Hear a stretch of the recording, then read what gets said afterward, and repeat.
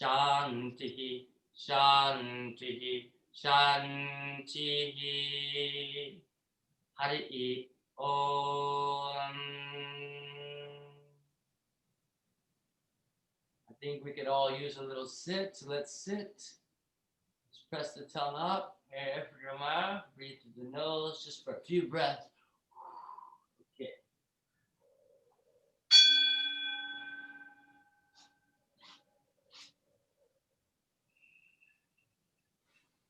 One.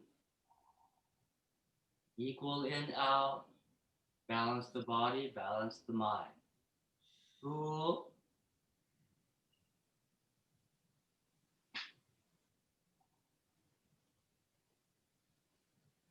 Three.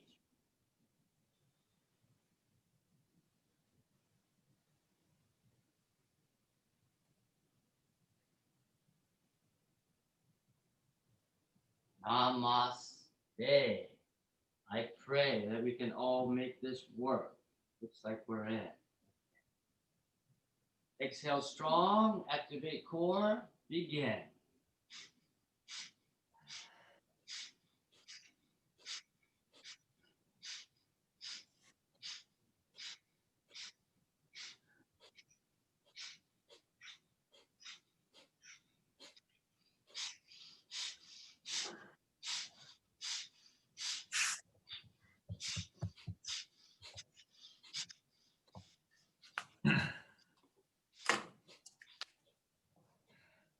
One more time, tongue up, let's balance out.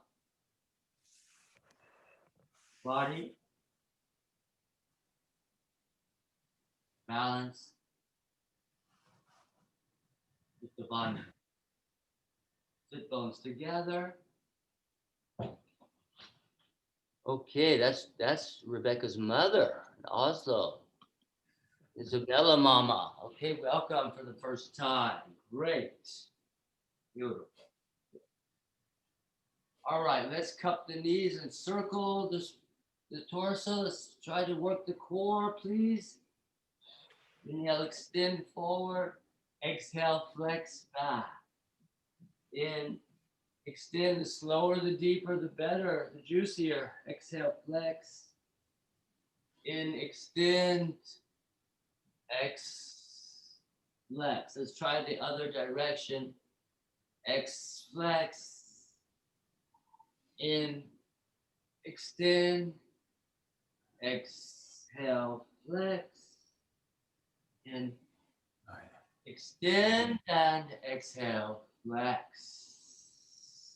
Beautiful. Legs, stretch out a little. Check the toes. Check the fingers. All right. Cross the ankle, kneel up. Cross the toes, please. Keep the heels together. When we come up and back, hug the arms in and shoulders back. Activate the thigh. Feel your thighs. Exhale, press thigh to top, empty out.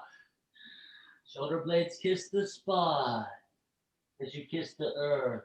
Inhale, pull back. Heels squeeze together to lock the seat. Stabilize the pelvis, protect the spine. Exhale, press it out. Good, like this. Down here, buddy. Push that thigh. Here we go. Yes. Inhale, rise up. Back. Ooh. Exhale, press it out. Second option, old school. Inhale, back.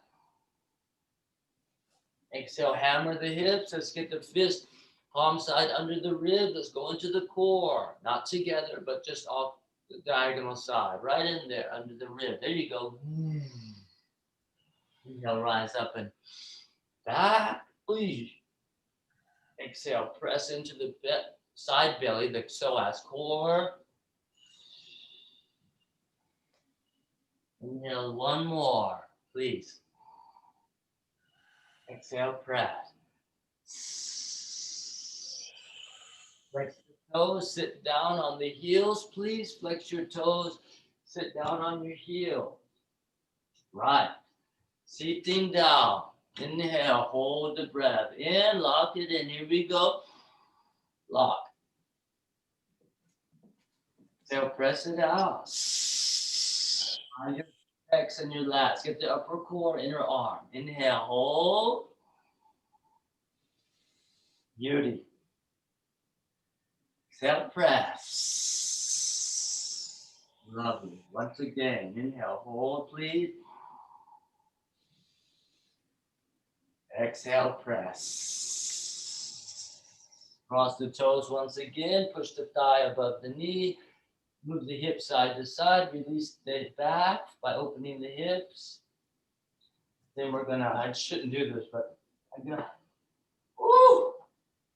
Woo, yeah. Okay. We're gonna X-flex. Right? Oh, it's cold, boy. Then inhale. This time when we go back, the pelvis will go slightly forward. You notice that? Stay on your line. Stay forward, pelvis. Good. And repeat. Relax your hip. Take an extra breath. Inhale, exhale. Squeeze inside and flex up. Right?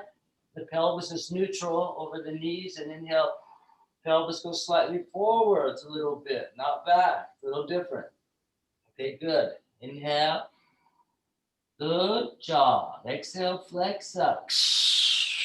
Tiger body, strong core. Inhale, pelvis forward a little. Good job. All right, now we're going to flex the toes and go wide and finger stands down because we're going to squat. Woo! Woo! Woo, woo, woo. Woo, woo, woo. All right, how's my hair? Gorgeous. Right, Mike. Oh, it's a scroller. Let me move that scroller to the side. Okay, we'll take the prayer, knees over the ankles, feet wide as the mat or wide as the knees. Push the palms strong, spread the fingers. This is Kung Fu Flow, first hour. Right. Gonna lean to one side and press it out. Right. Gonna hook that upper arm like a crow press and draw the bow, thumbs up, arm back. Check inside the blade. Ooh, some people like to clasp their fingers a little bit if possible, or whatever. Back of the hand on the hip. Okay. Let's come back to prayer. Press the heart bone high. Lean to the other side. Push that thigh out for a moment. Good job. Draw the bow option. Whoosh. Try to get inside that shoulder blade, not up, but back. And hold that for a moment. I'm trying to figure this out. I'm not touching nothing. Okay, good. And some people like to clasp a little bit. Good. Okay, put this back on. I just bought this today. Isn't this gorgeous? Thank you. Thought so too. Then we come back to the center. Oh boy. Woo! Woo-hoo! There's work in here. Woo! Okay. And then we get the elbows towards the floor. We get the elbows towards the navel, towards the floor, towards the navel. Let me close that back door. Maybe we can keep some of the ice out. Keep doing that.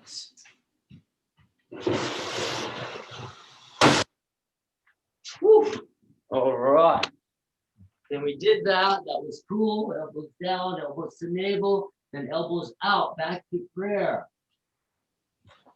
My scroll is going haywire. Get out of there. Don't touch anything. Get down. Okay. All right. Jumpy scroll. Then the hands come down.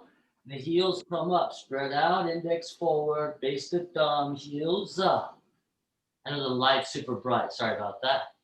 And then we lean forward. And then we try to bring the feet together a little bit. Inner heel is the key to inner seat. You don't have to get off the floor. You just do whatever you can. Don't care. And hold your ground, literally, or hold the space in the air with your hands. Then we take it back to dog. Woo! Woo! I hope it's warm. wherever you are. And we walk the dog. Here we go. You know how it goes. Oos, oos. Let's get that back chain going. Open the back leg through the spine, via the hips. Beautiful. Get one heel down. I don't talk about left and right. I just talk about both sides. You choose your side. We'll do both sides. So inhale, one scorpio leg up, right?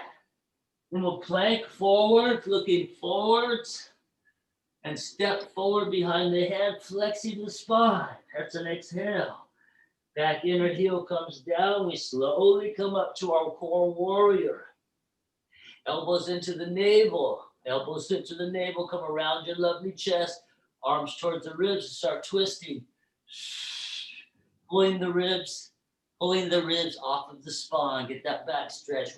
Get that strong core. Beautiful. All right, we're going to shield mudra. Shield, like a shield. The elbows come together. Try to keep your elbows together as long as possible. Don't worry. The short stance is just for the core. I'm in a very short stance, wide and short. Just leaning back, finding my back heel. Then we're going to shield up. The elbows are together. It's tough. It's tough. We're going to go back to our core. Stretch the back and strengthen the back. Shield up. Shoulder blades will drop naturally when the elbows stay together. One more. Elbows to navel. Little twist. Go forward energy and a back energy. Please. Then interlace. Take this version of Kali Mudra. Interlace and extend the index and the thumb. And take your arms up and look at your thumbs. Ooh, gorgeous. Ooh. Pull your arms back to back tolerance. And drop into your prayer. Get your palms between your elbows and pulse and push it and pulse it. Good. Right. And try to get your shoulder blades back a little bit. Yeah. So your hands come towards your heart bone. Beauty and pulsing. Pulse. Pulse. Okay, good. We're going to lace down on the thigh. Regular lace today. We'll do mudras a little later. And then we'll back heel up and do some knee dips. Start to activate that back leg. Good. Perhaps exhale on the down if you like that. This lace lock mudra is small finger pads and thumb pads touch. It stabilizes the whole system. And then we lace up. Yes, you can kneel down if you want, or you can stand up. Lace up. Look on the thumbs or face forward. Right? And then we'll drop into a prayer twist off the front leg, arm to thigh. Push palms towards chest bone. Elbows, wrists between the elbows, and thumbs towards the chest bone. Give it a little push. Good. You can draw the bow. Thumbs up. Rotate the shoulders out. Open the collar. Spread the blades. Lift the chest. Lengthen the spine. You know how it works. Straighten the back leg. Ooh. Beauty. So nice. Take a break here. Some people like to try to reach for the floor, but don't care if you need a block or just stay in the prayer. But if you want to try, you reach for the sky. Hand up. Sorry, you can't see that. And then just try to straighten the back leg. Then circle. Inhale up. Exhale down. Circle. Inhale up. Exhale down. One more. Beautiful. Advanced option. Try to push the sacrum, and try to maybe, if you can't catch the foot, don't care. Just stay here. Some people catch the foot, go long thigh, activate front core. Ooh, 3. That's a bit tough. 2, we're just warming up. 1, release everything. Come back to lunge. Hands inside the front foot. Chill out. Right? And pull the hips back. Whoa. Check in with yourself. Wonderful. I'm going to inhale, kick straight back after my lunge to have the pelvis forward for the push-up. So make sure that you don't kick the wall behind you. Inhale, kick straight back. Exhale, press forward. Inhale, kick straight legs back. Exhale, straight arms forward. Inhale, kick straight back. Hold the back if you want to pulse deep and drop. Let's take a press, take a push up. Want to go wide, thumbs forward. Get inner arm, chest, front ribs, safe inner wrists. Inhale, press up, push up. Exhale, stand down. Take your favorite position for down dog. Hold for 5, please. 1. While I check anybody's trying to sign in. 2, 3, no messages. No news is good news. Okay, everybody looks cool. 1, beautiful. All right. I'm going to take the walking dog again. Juice up the back leg. Get the hips pushing side to side. Show me your sexy dance. Open the hips, release the back. Beauty. We're going to try the other side. Inhale, big scorpio tail. Push it back like a dog. Ooh. Flag it forwards, look forward. Knee to the chest, flex the spine. Look at my spine. If you can, flex it. Step in behind the hand. The back inner heel comes down. Shift your weight back. Slowly rise up. Bring your elbows into your navel and twist.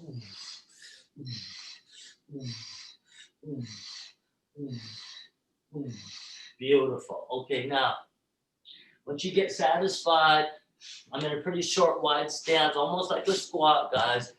Pretty simple stance. A little longer, but yeah, whatever you like. And then we're going to elbows together, shield up. Here we go. Come on. Inhale, back. Find your back heel, find your back bend. Exhale, elbows to core. Core back in, stretch the back. Take your nice long back, shield, elbows together. Find your place and drop in Svadhisthana. Find her place, your inner receptive space on the earth. One more time. Beauty. Here we go. Go back. Careful on that lumbar. And core in. One more. Release that back. It's winter, so we got to keep it warm and keep it simple. Then interlace, extend index and thumbs. And reach up. Straight arms, gaze on the thumb. Sorry you can't see my thumb. I'm just looking up at the thumb. Yeah. Pull it back a little. Gaze on the thumb, protect the neck. Right. We lace down on the thigh. Just a regular lace. Thumb pads and small finger pads connect. Stabilize the wrist and up through the shoulders. Right? And then dip down. So nice. Simple practice. Exhale on the drop. Exhale into the action. Yeah. You can stay kneeling if that's your thing, or you can stay standing, or both. Lace up. Gaze on the thumb. Hold your ground. 3, 2, 1. We drop down into the prayer twist. The arm is on the thigh. Details. When the arm pressed the thigh pressed the arm. 50-50. Keep your hip open. Keep your leg on. Right. And pressing the thumbs towards the chest. Some people straighten the back leg. Kneeling is fine. We're going to take the archer option. Right. I'm going to draw the bow. Thumbs up. That'll pull into your lower back. You can feel that. Good for you.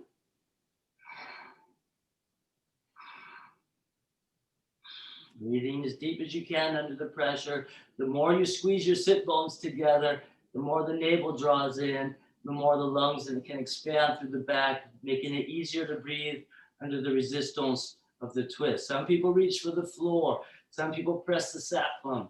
The free arm circles back. The free arm windmills back.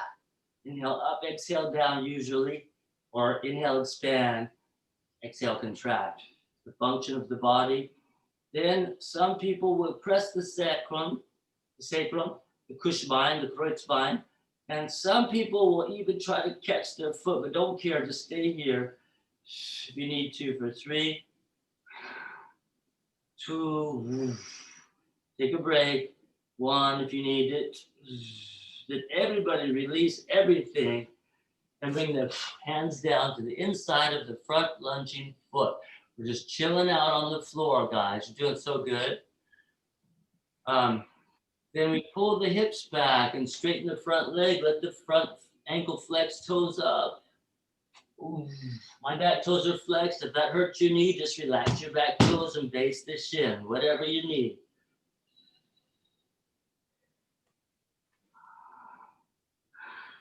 Beautiful.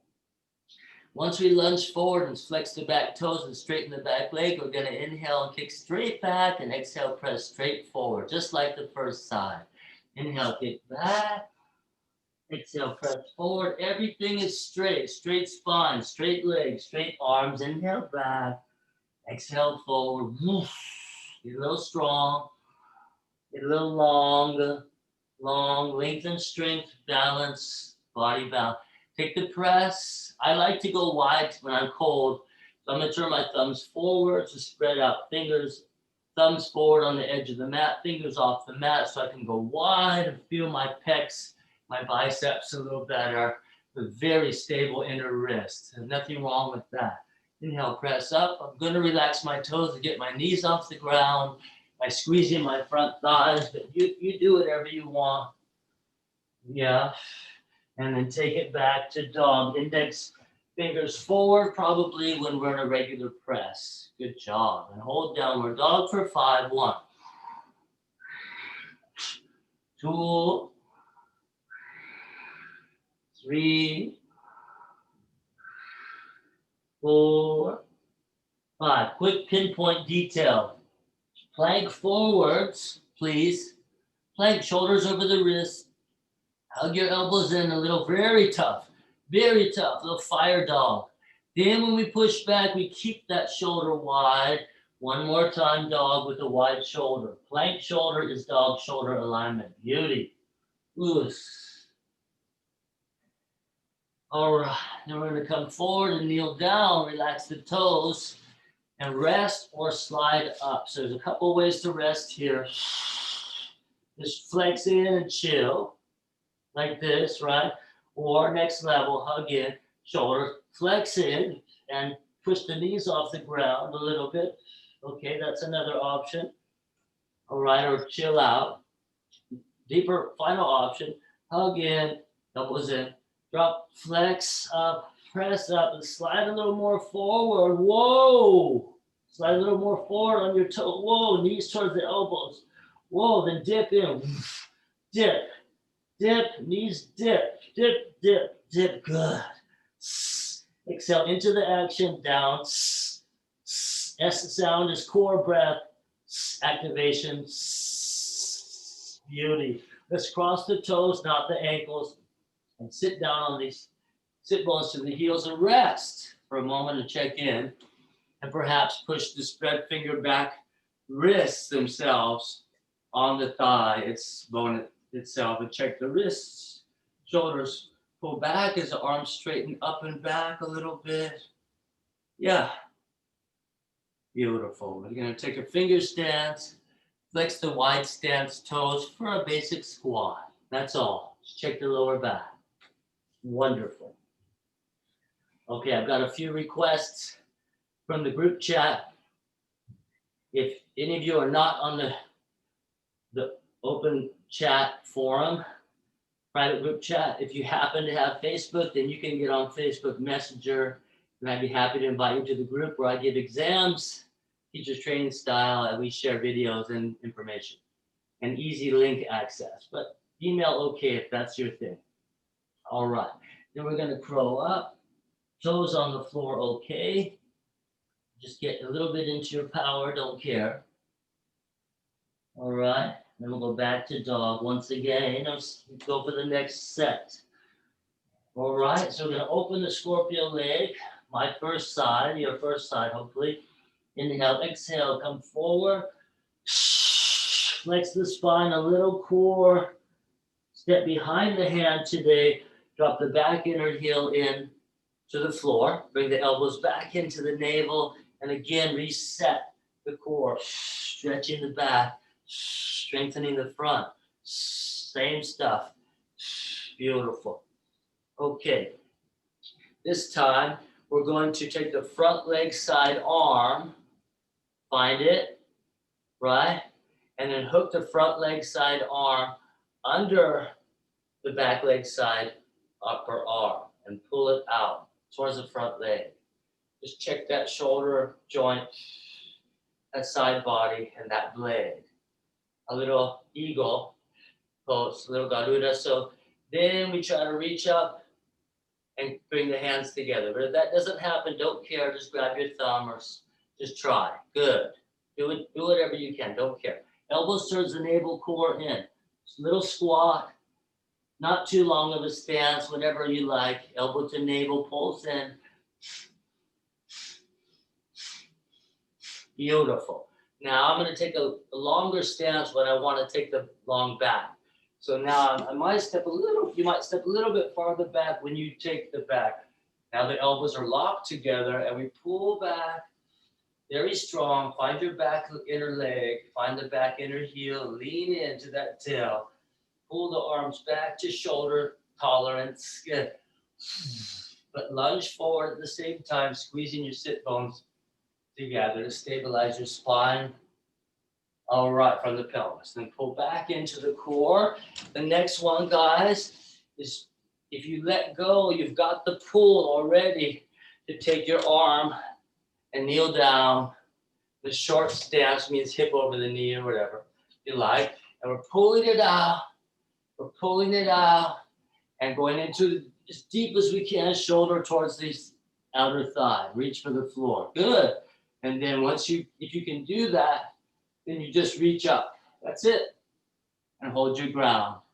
For 1, 2, 3,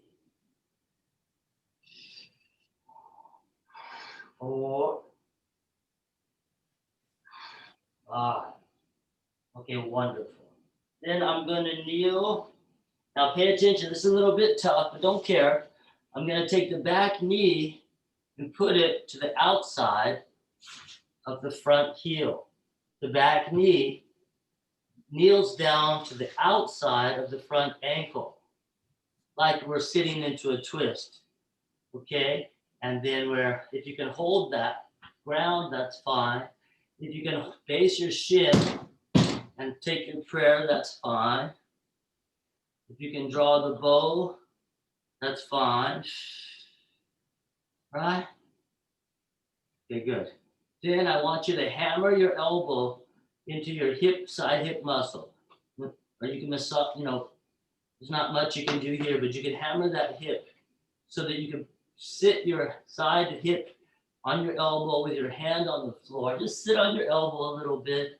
Don't care. Stop here. If you can do this, don't care too much. And then the back leg, the one that kneeled down, that just steps back like a side kick, like a back foot of a warrior 2. That's all we did. If you want to get to that level, the back foot stands down. You can't see it now, so I show you the front. So my back foot, right? Yeah. Then you might want to stop here, but some people try to slide the back foot forward when they try to bring your forehead towards the floor. You're looking for forehead, not top of the head. Forehead. Yeah. Once your forehead touches the floor, you should be able to lift your legs because that's science of arm balance. Forehead is balance point. Forehead towards the floor is generally the balance point in your body, arm balance. Anyway, that was fun.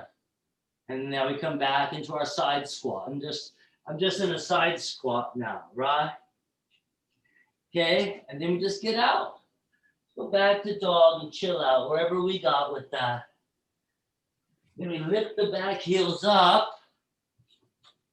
And we bend the knees together with the heels up naturally. And we pulse part of my backside. I want you to feel the muscles between your sit bones by repeating the pulse with your knees together. Yeah, That's all. All right, then we're going to slide up. We're going to slide up what? On the toenails, on your pedicure. Slide up.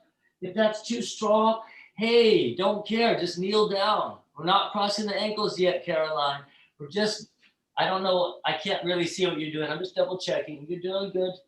So now we just kind of, you know, pulse, pulse, pulse. I'm on my toenails. Down pulse, exhale to the action. Beautiful.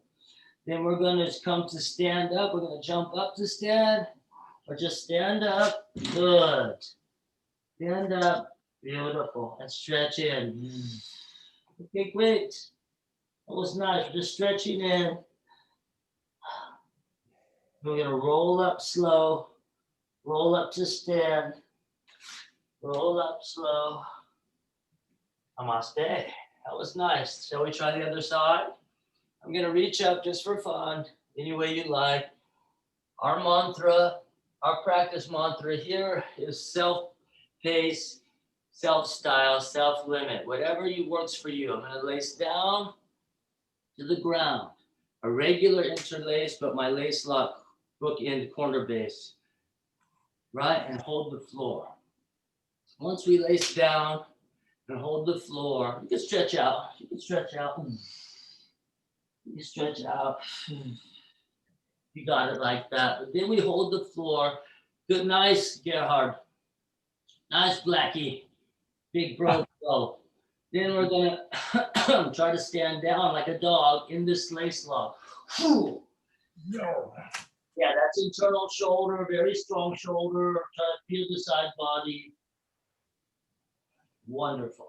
Then we come back up into our squat. When you're ready, walk back up into the squat. Squat like we're going to stand up. Pretty narrow squat because we're going to stand up and then just lace up. The transition here, yes, guys, good, is that we have to use the legs to come up, not the back. So we'll use the legs. Stay close to the knees. Knees stay locked in a little bit, please. Good. And then we're just lacing up. Sitting back. And deep back bend optional use. Back to namaste. All right, I'm going to come back down into the squat. We're going to do the other side. I'm going to take it from crow to dog. Whatever you like to do, you don't have to leave the ground. Just I'd like to see you get your hands down and your heels up. Once your heels are up, you're leaning on your arms. The key technology here is that you want to get closer to the floor and lower the shoulders, the higher the hips. So the lower you can get your arm on your shin, this is a low, slow crow flow. This is not knees in the arms like Ashtanga. It's very different. So now we just have this platform of the triceps to lean forward and just lean the shin on the upper back arm. So comfortable. So good. The key here, excuse my back. The key here is when you squeeze your thighs in to get your feet together, it pulls your elbows in between your wrist and your shoulders. Excuse my loud voice. I just want to make sure you can hear me. I'm not facing you. Once you have that, you can then kick off.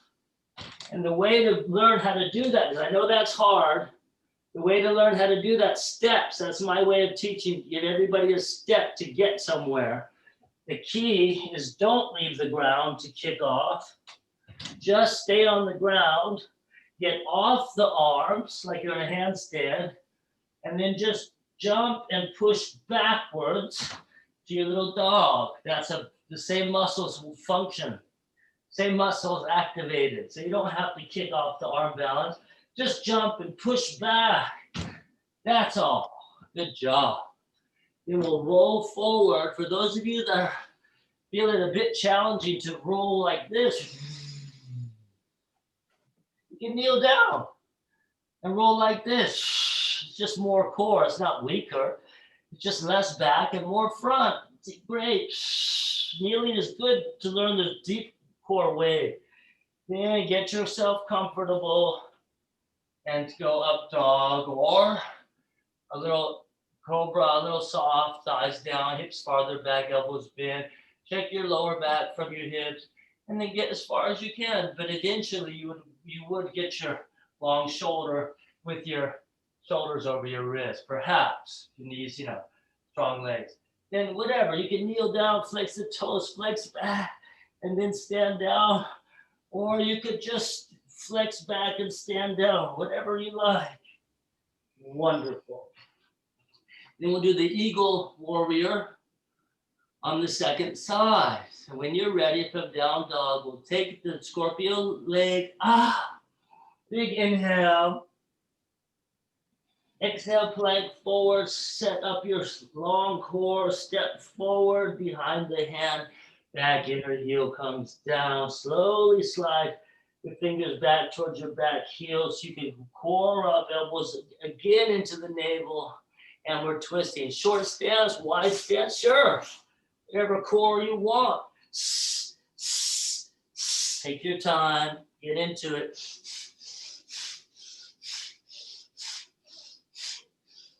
Beautiful. Then we're gonna, yes, Blackie, we're gonna do all that. Am I too slow? It's Kung Fu, we're getting there. Sorry, it's so slow. I'm just getting everybody in. All right, then the front, you can take a longer stance or a shorter stance. The front leg, side arm, find it, position it, right? Okay. Now, the back leg, side arm comes up, right? And the front leg, side arm is going to come under and pull the back leg, side arm up to the side. We're going to work that shoulder. Pulling towards the front leg side. Yes. Got to feel your whole side body into your spine. Crunch that core on the lunging side. Beautiful. Then, if possible, I know it's not easy, but we're going to try to take that locked arm and catch that front, the underhand, if you can. A little eagle mudra, Garuda mudra. I like to interlace, extend the index and the thumb for several reasons. Extension of energy and physical strength, and basing the thumb with long index, just like hands pressing the floor. Same concept, inner base. All right, whatever you can do, hold your thumb. It's fine. Right? Core in. I didn't do this on the first side, but you could go down. But that means wide stance, weight in the inner heel, and protecting the outer knee from the inner thigh. So I don't want you to hurt yourself, but in any case, we all come up, everybody. We're going to shield up. We're going to take it into the back bend, which means from the core forward short stance, the wide short stance. You can take a longer, leaner, narrower stance, whatever. Because now we're going into the back. Find that back heel. Beautiful. Longer is longer. Longer stance, longer spine. Longer leg. Beautiful. Love it. Then we're going to kneel down, rest for a moment, a fairly simple stance, right? And you just pull that arm out again, like we did the first time on the first side. Then drop in as far as you can. You want to get the shoulder way down. Go for the top of the arm, the outer thigh, and try to reach for the ground or use a block or a phone book. We don't have phone books anymore, but all right, get the Bible out. Get the old edition. All right, and then reach up. So nice. Reach up. So good. Do whatever you want. Hold for a breath.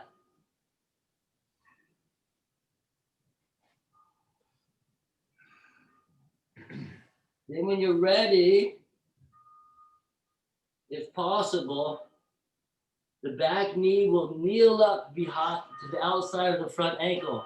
Can you hear that bell? Here it comes. That's the fire truck that comes around just to remind you to be careful with your fires. You gotta lady comes around with 2 wooden blocks. It's like, it's 5 o'clock, kids in the house. I'm like, it's 2021. What the fuck? There's no kids here. All right. I love this place. All right, then it's real old school here. If you want to stay here, stay here. If you want to take prayer, take prayer. If you can draw the bow, draw the bow. I'm basing on my shin and my heel, believe it or not. Yeah. So nice. Let's hold for a breath. Draw your bow. Thumbs up. Good job. Then, as before, the arm lock side hand front goes to the floor, and the elbow goes into the hip. Ooh, ooh, ooh, ooh, ooh. And get that, try to sit that hip on that elbow. If you can get the hand, just sit, lean on your elbow a little bit. That's enough right there. If you want to stop here, that's beautiful. For anywhere along the way, if you just want to chill. For those of you who want to try to straighten the back leg and put the inner heel down like a side kick, just like a warrior two back foot, straight back, that's fine. You can also just kind of kneel on your inner shin and chill.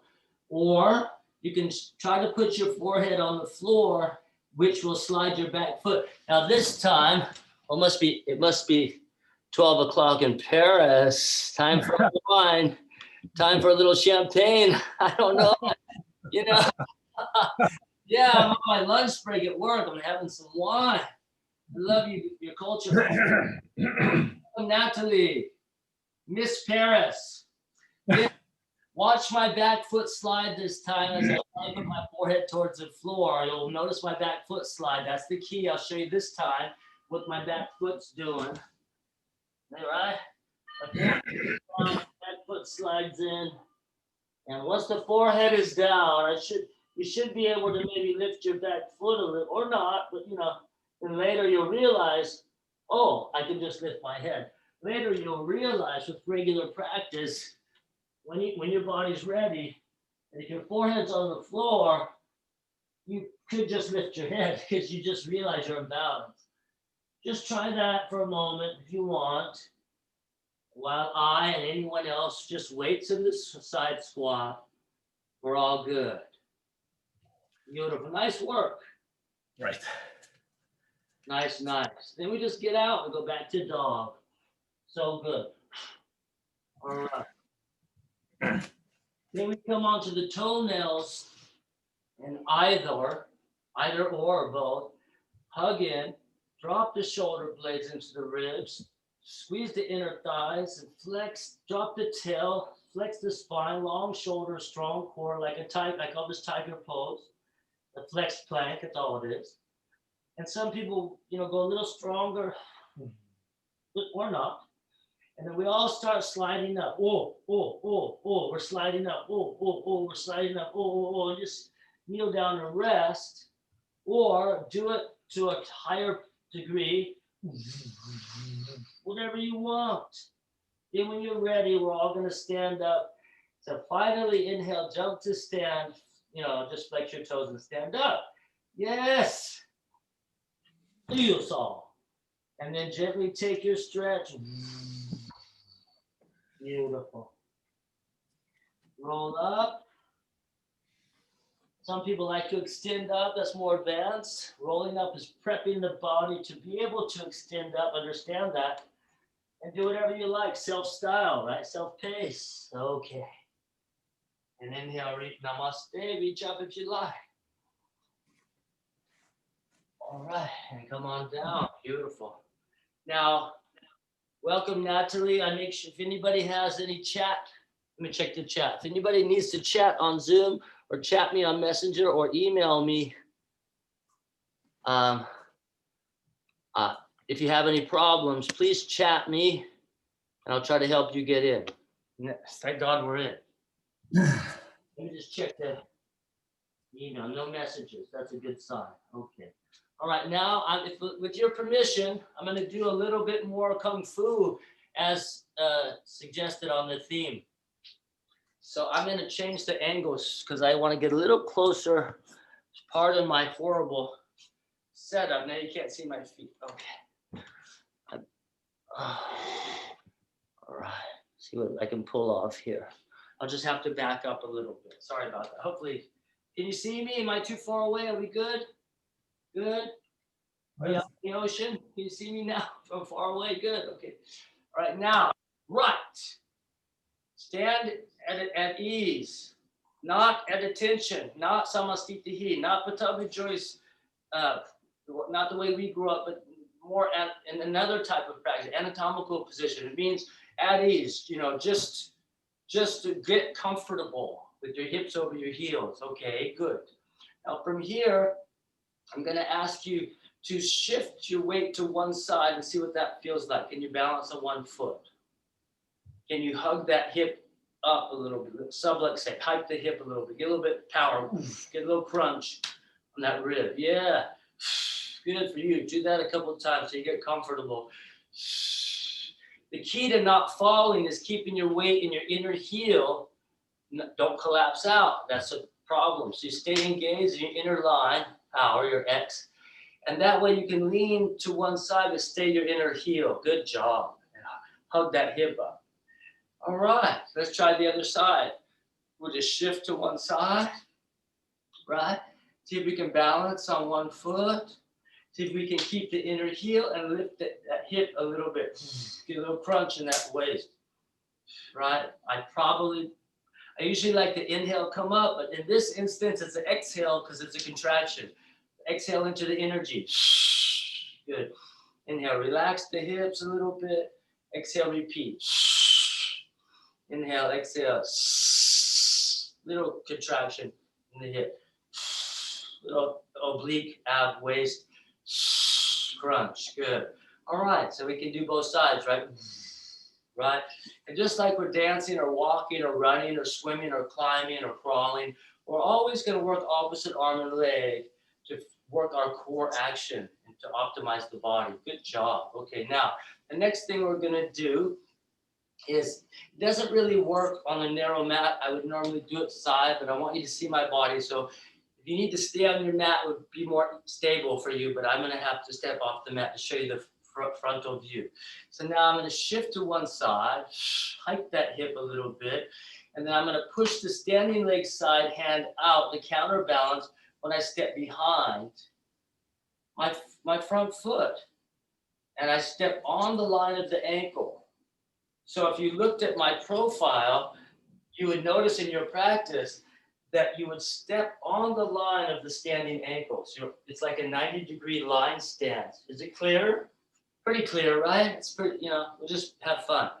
So then when we step to the side, we counterbalance with the opposite side to work that long core and stand down. Where do you stand down? You stand down where the bandha puts the body, where the contraction of the inner seat allows, and the balance puts the foot wherever it goes. It's nature, right? So we just inner thighs strong, inner thighs engaged a little bit, and you just stand down wherever you go. That's where you want to go. Good, right? And then once you stand down, the back leg side hand, that's just on the hip really,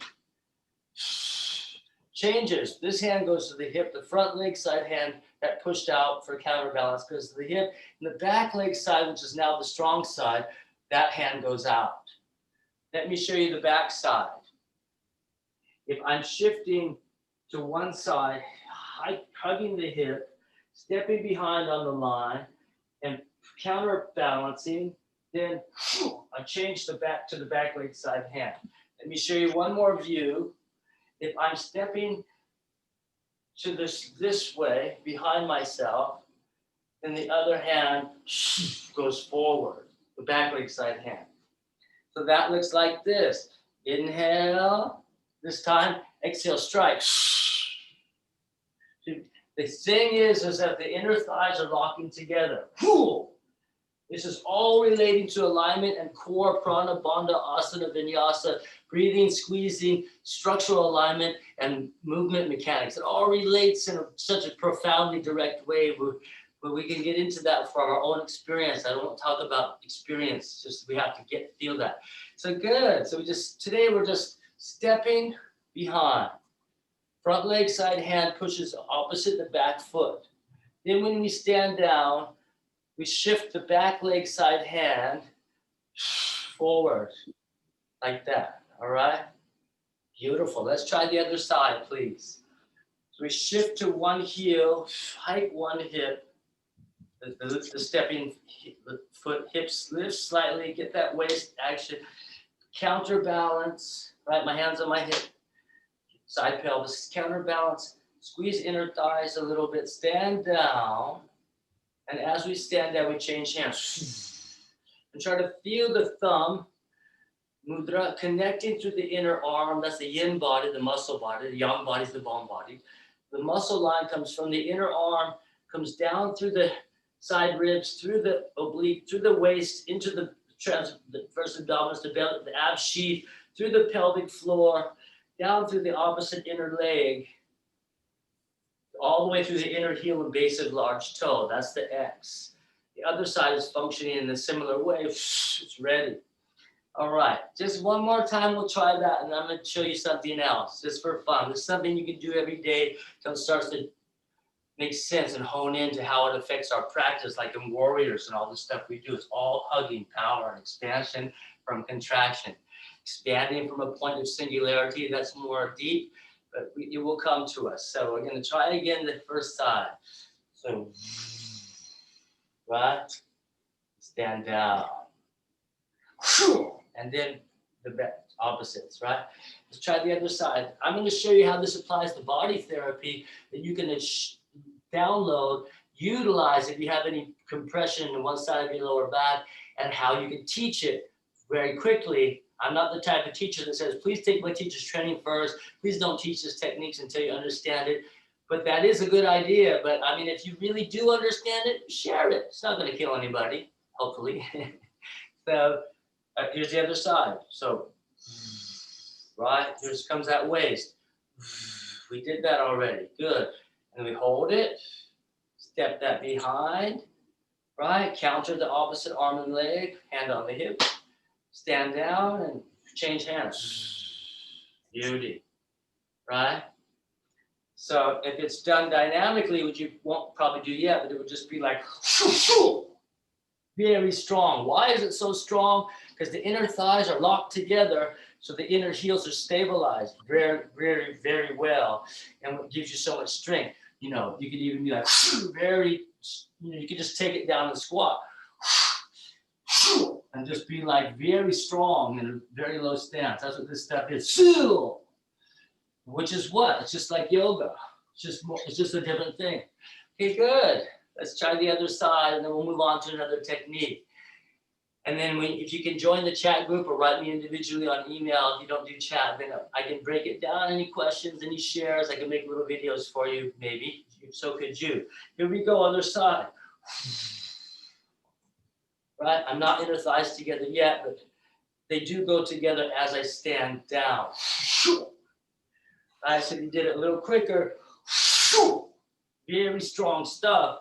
Inner thighs locked together. And the beauty detail is that the knee does not kick the other behind the knee.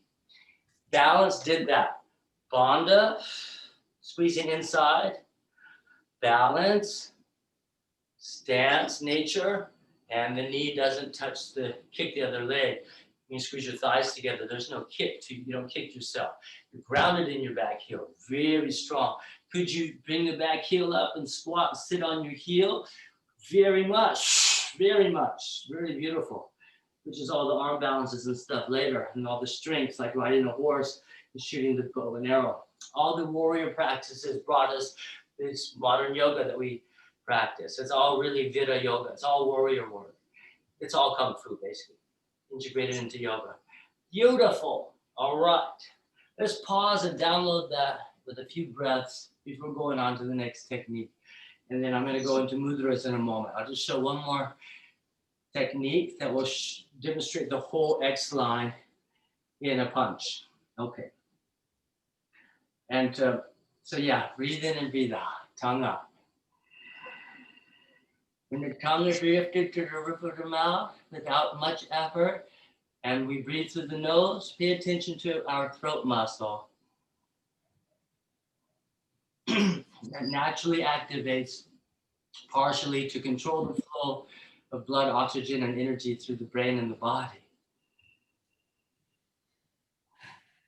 Balancing energy, regulating body pressure like blood pressure, like oxygen pressure in the brain, right? And flow of prana and chi, or breath and blood together through the pump and the filter system, the lungs, heart, and kidney. Beautiful. Take a breath. Aho.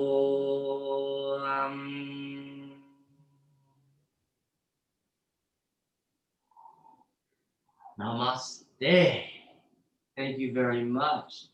All right, it's 8:20, so it's like whatever, 11:20 in Guernsey and Ireland and in Graz and Paris and Oslo. It's 12:20. Bless you. 12, Yes. 12:19, and I hear it's 8:19 p.m. All right, so okay. Hey, that's what Zoom class is. If you don't love it, we'll do something else next week. It's a little bit unusual. I want to save a little time for some mudra. So let me just take a chance and hopefully this helps you. I'm going to show you something else. Now, this is kind of cool. Okay, look, let me kneel down. I'm a little shy that you can't see me well enough. So let me just show you something real quick. Let's start just kneeling down for a moment. Woo! Woo! Am I naked in the deep mountains of Kyoto in the middle of a snowstorm? Yes! For you, baby! Do anything for me, obviously. So if you take your arm up, there's all mechanics that I can break down later, but now we just try it out. Take your arm up. If you didn't understand technique yet, your body mechanics, you could just extend your arm forward without the hug, without the drop. Everything we teach, remember the point here is that strike and press, like push up, like plank, like up, down dog, like handstand. And the strike and a press are exactly the same mechanics. And there's the connection of how this benefits us. Working a little bit of basic shoulder work. I may sensei and others perhaps a little bit interested. So this would be a little bit of the shoulder basics. That's important for yoga. So if you just take your arm up, don't hurt yourself, but if you just come in like a brawler, no technique, just whoa. The problem with this is it might be effective, but your shoulder blade is elevated and there's no hugs, there's no activation of inner strength. So when you come into strike, it pinch the nerve in your shoulder and limit not only your range of motion, but your force of power and the damage to your body over time. I know I was a fighter. I hurt myself by not knowing this until I had to figure it out to heal my body. So that's that. So let's say you just go, ooh, just like you do down dog, not you, but your students do down dog. You don't understand, the shoulder blade's way up and you have no upper core and you're jacking your shoulder. It's not good. But here's the remedy. Here's the fix. We hug in first, right? To the arm, to the side body. You drop the shoulder blade into the ribs, way down. Then you come in from the elbow and rotate inward from the elbow, rotate the wrist in. Does the shoulder joint rotate inward? Yes, all joints rotate in, but less. And with the drop, you get the proper rotation inward from the dropped shoulder blade that wraps around the ribs. So what happens is, in a very simply said way, once you hug in and drop the shoulder and come in, what happens is when the shoulder, it's just like push-up, just like plank, dandasana. When the shoulder blade drops down, it activates to the ribs. Then the ribs turn with the shoulder blade, which turns the spine, which comes in from the sacrum and activates eventually when we stand up the pelvis through the leg, and that becomes a more interesting thing. Okay, so that's something. Same thing with doing a press. People doing down dog like this, you try to fix their shoulder, you can't. Notice it doesn't move because they had to set it up first. And there's 3 points of action. Very simple to remember. Good stuff for teaching and practicing. 1, hug in. 2, drop the shoulder blades down into the ribs. 3, rotate the palms forward from the elbows and then extend the shoulder joints, and that will stabilize the shoulder blade to the ribs And that will connect us to the core and we'll be very strong in our press. Okay, let's try the other side just for fun.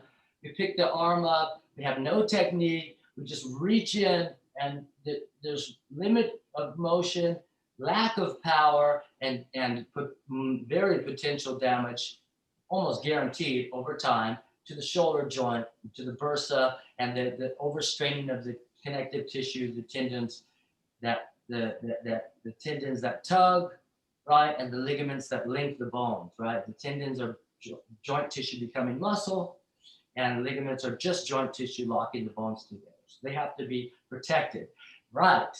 So when we hug up in the arm, in one more time to the side body, right? And here's another minute detail. If you're lying on the floor, you don't need to right now. Just if your back is to the wall and you move your arm back to the shoulder blade hits the wall or the floor, that's the neutral position of your shoulder. Remember that. Most people are like, you know, whatever, not really in their position. They're too forward and it pushes their head, and then you have neck and back flat problems. So if you were on the wall, you would just let your shoulder blade hit the wall. Very small movement. If you were on the floor, your shoulder blades would just hit the floor. That's the neutral position of your shoulder joint. Okay, good. You probably know that. But just, I'm saying what that means is if you don't have that setup and you hug your arm in, your student will be like, or your friend or you, be like, oh, I didn't hit my rib. It doesn't work. That's because 0 technique before 1 is the setup. You need to draw back to the shoulder blade, hit the wall or the floor, or you just feel it kind of go neutral. Good for you. Then once you do that, then you bring your arm down 90 degrees, right? Then the arm would hug into the rib. Just that little point's very crucial. If you don't understand that, you'd be like, I didn't understand it, it didn't really catch. So just go ahead and pull it back, drop it down to 90, and hug it into the inner arm, inner elbow, does connect to the side rib. Good for you. Once you understand that 0, then 1 is the hug. Boom. I like that you're taking notes. Some of you, good. You understand how important this is. Good. I will send you the Zoom link when I post it to YouTube so that you can practice it and share it and review. Okay, so we're good. We have video. Then that's 1. 2 is the shoulder blade drops down into the ribs, way down. Oh yeah. It'll turn on your pecs and your lats, among other things, traps. And then the Trinity, actually. And then we turn forward, right? Boom! Then you can turn with your whole body. If it's a punch, you can turn with your whole body, and that's how you become a heavy-handed, heavy hitter. Boom! Like a little guy like me was very heavy-handed because I had to learn the technique to fight bigger guys. So, but that doesn't apply to yogis. Don't care about that. It's not about peace or violence. It's just about correct action and giving love. And, you know, love taps. So, okay, so that's that. So 0, let's review together like it's yoga for yoga application. Arms up, parallel to the universe, to the floor. And then finger spread, be double 0. And then 0 would be arms, just pull back a little till they kind of just stop, right? No big force. Yeah. Then you drop down 90 degrees, right? And then you hug in. That's 1. Good. 2 is shoulder blades coming down into the ribs. Beautiful. Spread the fingers. 3, turn the palms forward and then extend. Shoulder blades, like a hand in the glove, will actually wrap around the ribs and you get this nice extension of shoulder and strength of core. That should be that for that. Everything. All that stuff. That's why plank is the setup for dog, for the shoulder structure. Kind of the same thing. It's a hug, it's a drop, it's an extension, and then you have very nice alignment, no collapse, no, right? Not like that, right? Okay, good. Now, I'm going to finish today's Kung Fu flow with the roots of Virabhadra, the roots of the warrior, because Vira doesn't actually mean warrior, it actually means hero or guardian, but don't care. So if I stand up, I have to go a little bit farther back. Now we're going to stand up if you want to try the whole thing. To understand the X body, base of thumb to base of large toe, from the inner arm to the slats, to the obliques, to the transverse abdominis, to the perineal cortex, to the pelvic floor, to the inner thigh, to the inner calf and inner ankle, inner heel, base of large toe. There's a whole thing there, right? So let's say we step 1 foot forward, 1 foot back, the base of warrior, all rotating poses. It's all twist, right? And the side body is the warrior 2. So in a march, in a strike situation, stepping to the pelvis to the side would be striking off the front. And let me give you a different angle. Stepping to the side, be striking off the front. Stepping the pelvis sideways. That's all extended poses. All extended poses are side body, right? That comes from that. That's why you have to shorten your long stance. There's a short form of every warrior stance.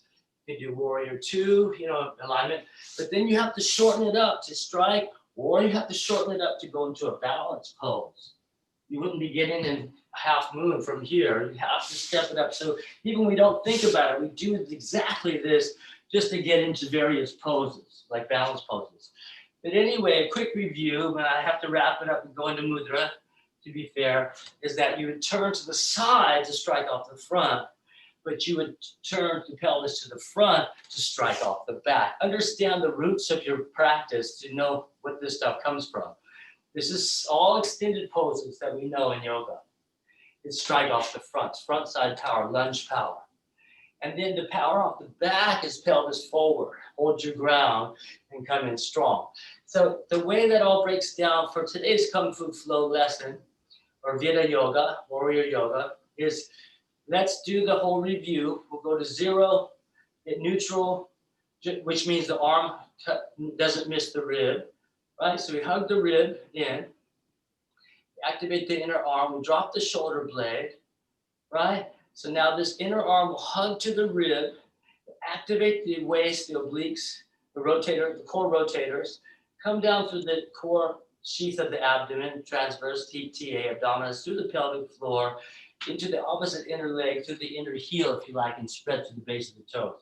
So that, and then when you come forward, when you have your 1, 2, 3, the back heel comes up, in a dynamic situation, so you can advance forwards, right? So the back heel comes up, will activate the back chain up the back leg through the base of the glutes. That will pull you in there. But the front leg side is the base side.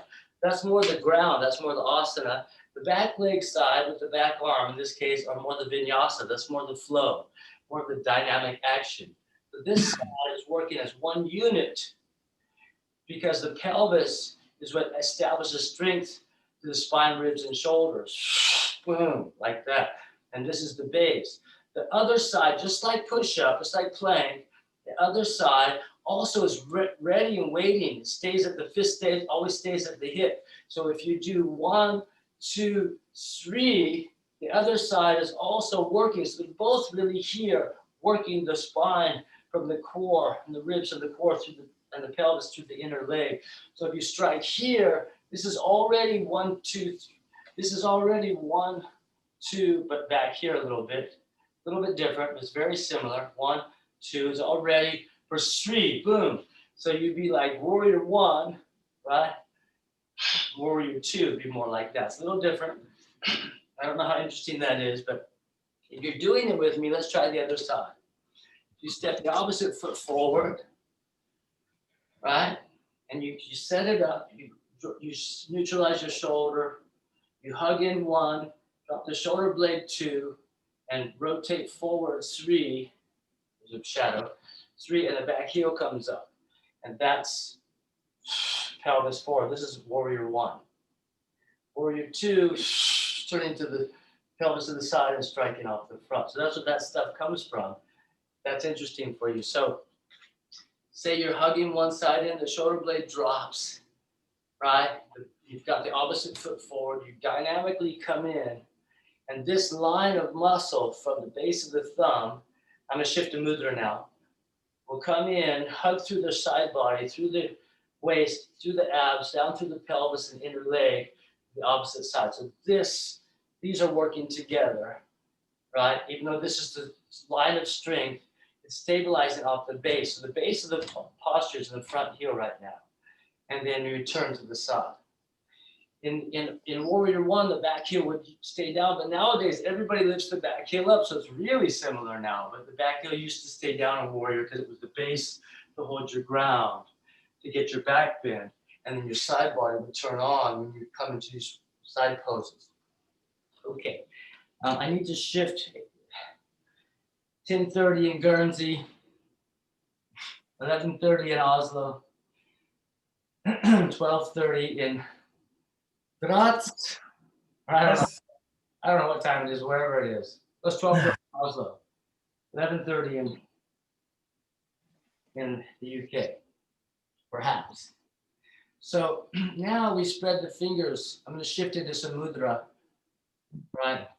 So does that help you a little bit? Does that tune into how you practice? Yeah. So make sure we hug in, drop, and extend. So hey, let's finish this point. Say we're doing yoga, which we are, and we're on the floor, and we do 1, 2, 3, same stuff. The press is the same as the punch. So what you're looking for in tiger pose is to have a strong front core and a long shoulder. But it gets too much technique. I don't want to get you too cold, so too late. But if you, okay, lift your arm up. I'll give you one exam, one quick test that you can share with your friends and students and with yourself. Lift one arm up, please. And then don't do anything. Don't do nothing. Then extend your shoulder joint. Right? Move your shoulder blade. Not much, because of course you probably know, I just reviewed to be sure. When we extend our shoulder joint, it locks the shoulder blade wherever it is. Clear? Fairly acceptable? That's pretty true. And that means, boys and girls, that if you don't set up your shoulder position and you just extend the shoulder joint, it's too late to adjust your student. It's too late to self-adjust because the body doesn't function like that. You already set up your landing gear. You can't change that now. You got to land like that. That's not very nice. That's how people do yoga. They don't think about it and they just go like that. But actually the shoulder blades are up and it's jamming their neck and straining their shoulder joints. So later you'd be like, wow, why is my shoulder hurt? Or I don't feel strong or whatever it is. So make sure that you try this with me now. Lift the same arm up, please. Shorten it back to neutral, or just don't extend it, go back a little bit. If you wanted to practice on a wall or a floor, I think we reviewed that, so you know what that is. Then drop the shoulder blade down first, right? Then extend the shoulder joint, the arm. Now the shoulder joint blade doesn't move because you locked it from the extended joint, but you have it where you want it. The shoulder blade is now, and not only when you go back to neutral real quick, not only is the shoulder blade down and contacted to the ribs, when we extend the joint from that place of depressed shoulder blade, scapula, the shoulder blade kind of wraps around the rib cage. So it really creates the strength and extension, and the extension is more spiraled, it's more long. You have more of a strike, you have more of a press, you have more reach, basically. That means you can jump through better, handstand better, everything. So that's how it applies to yoga, because all the mechanics are the same, but it's the same body, same type of action. Punch or press, same stuff. I hope that was a little bit helpful. That can take you a long way in your practice and sharing that with other people. Let's try the other side just for fun, and I'm going to go into a little bit more mudra detail. I hope this is interesting. So lift the other arm up and be fair, don't fix it, don't do anything, let it float from the tension that is there from repeated not doing it the way I'm showing you. Perhaps most people do, even I did for a long time. So just extend the arm, the shoulder blade is locked down, but then if you test it out, you'd be like, doesn't feel like my side ribs don't feel my upper strength. If I push into it, personally, I feel a little pinchy in my shoulder joint nerves. I don't really feel like my arm is connected to my body. I can't access my power. Then we come back down and we lift the same arm up, please. And we just let it go back a little bit to neutral. So it's not extended, basically. Then we lower the shoulder blade down with an out breath. Right? You can feel everything turn on, probably, right? 1, 2, 3. And then extend the shoulder joint from the blade down. Yeah. Then the shoulder blade's locked down where you want it. And that is correct. And then you spread out. I know in Iyengar it's index finger forward because that's a neutral wrist, but we don't have a neutral body. So I highly recommend you try on, just for fun, extending the index forward, a slight shift in perception, and it creates the magic, right? So now we've got the very strong base. I'm about to go in the mudra here, and we get the wonderful balance point. Thumbs forward is extreme inner base, but hard to balance. Can hyperextend the elbow. Contraindications, bad points. So I just suggest index forward when you press. Anyway, the shoulder joint goes neutral, shoulder blade, breath it down, or go deeper with the breath. The prana will create the bandha. And then extend the shoulder joint, boom, right? And you're in a beautiful place. You've got a lot more switched on. You might feel a lot more pec, a lot more lat, a little more trap, tension release. And then you put the hand down, and it feels kind of tight. It feels like you lifted some, activating the muscles. And then you say, oh, well, well, here's the hard part. Don't change it when you get up onto the pose. Neutral, 0. 1, hug. 2, drop. 3, extend. Now keep that. Be vigilant. Keep exactly that when you go. That's why it's good to do it from kneeling. You don't have to get up. If you're sitting down, you're teaching like this, you try to teach people this, by the time they get up, they already lost it. So it's better to, yeah. So neutral, hug, drop, press, just put your hand down. Sorry, just put your hand down, keep all that, keep it, and then test it out. Oh, I feel stronger. I plank strong, I dog long, I'm integrated, index is forward, fingers spread, inner thumb palm base, inner wrist weight base, very good. I'm so powerful when I do it right. We're so powerful when we do it right. But this is shoulder basics. Okay. All right, good. This is activating. Now, in another conversation for another time, teaching prana bandha. The yogis in ancient times, what we draw our practice from, we're focusing on internal purification, not so much this external practice that it has evolved into, which is great, but they never talked about upper bandha. So I've created the term body bandha. They talked about pelvic floor, abdominal core, and throat bandha, because that was all for purification. Meditation. There is no bandha. They don't talk about this, but in martial arts, we talk about it a lot because it's everything, right? Upper core is connecting to the dantian or the hada or the bandha. So I just call it body bandha. All I'm doing when I talk about body bandha is I'm switching on these muscles to use my press power. And pull power is a little bit more on the back. And press power is a little bit more on the front. And that's another class. All right. So I hope that was interesting. Thank you so much for letting me share that. I think that's kind of vital point. Now I'm going to go a little bit into mudra. I don't know how to change the screen. If God knows, I'm not going to touch that screen because we're going. So I hope the people I can't see are in because nobody sent me a message. Bless you. And I pinned my image to the top and hooked on active speaker only for the recording. So when I post the link to YouTube, I don't have to take it down to protect client confidentiality, people's privacy, and then we can all enjoy the practice and share it with other people for free. That might be interested. So I hope we're going to test it out and hope this time the recording is good. Anyway, here comes the mudra part. Still have a little time. Spread your fingers out, please. Well, actually, don't spread your fingers out. Just put your hand up. It's better to do it wrong first. And when we do it wrong, please be gentle and don't hurt yourself because you can. So if you take your thumb, take your 2 fingers, that's a power pull, like a peace sign. Make a peace sign, and that's a hook. That's very strong. So take one hand up, take your peace mudra, okay? Take your thumb and pull. Weak, thumb's weak, wrist is weak, elbow's weak, shoulder's weak. Okay, this is basic kinesiology, basic physics. You might already know, but I just share what I feel. So now spread your fingers out. very much, max. Then make a little grip, not a lot, just a little grip, just like, right? Spread and grip, a little, not big. Now take your peace sign mudra and make your hook. Now pull the thumb, strong wrist, strong elbow, strong inner arm, strong shoulder, strong side body. Can you feel the difference? Yes or no? Yes!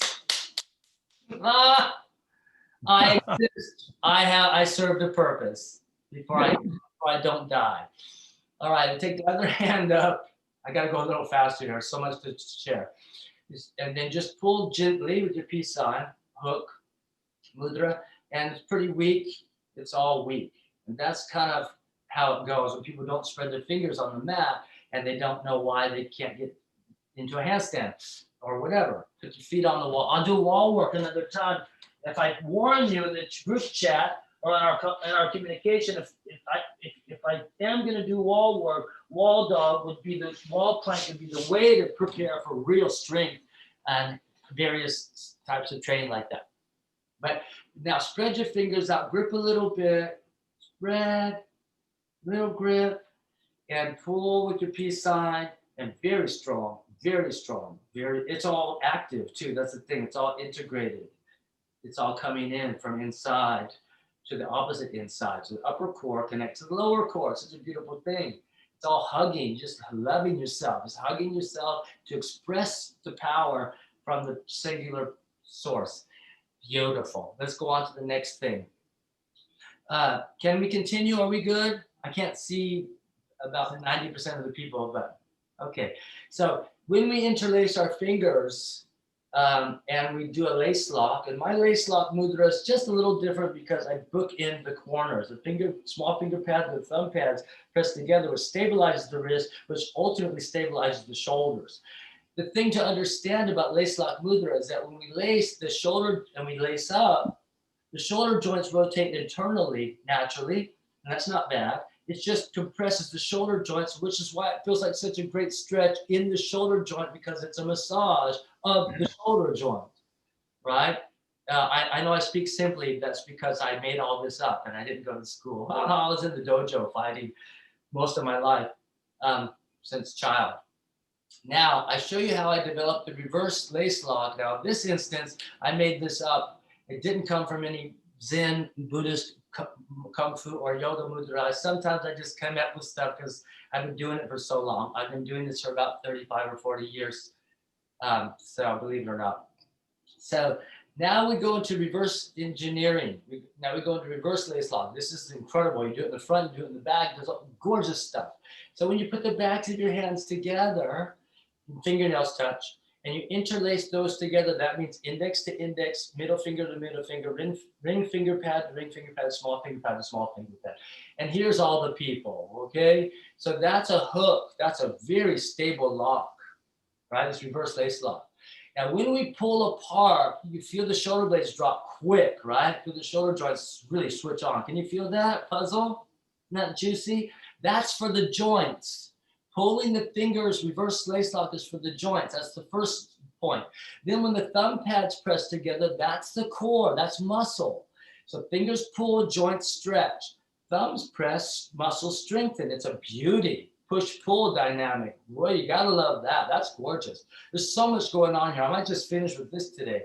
But then what we do is we straighten the arms with a reverse lace lock. Now, I developed this mudra from my own lifestyle. If you live in the deep forest and you have twin babies and you have to carry them across a fast, strong river that's going up to your waist, or you're carrying firewood and it's your only chance to make a fire, and whatever you've got, you can't drop it. So this reverse lace lock will lock you in and activate your strength, which I'm about to explain that to you. So if you carry your babies or whatever precious things across a river that's going fast up to your waist, your footing has to be strong and your grip has to be supreme. You cannot drop what you're holding on to.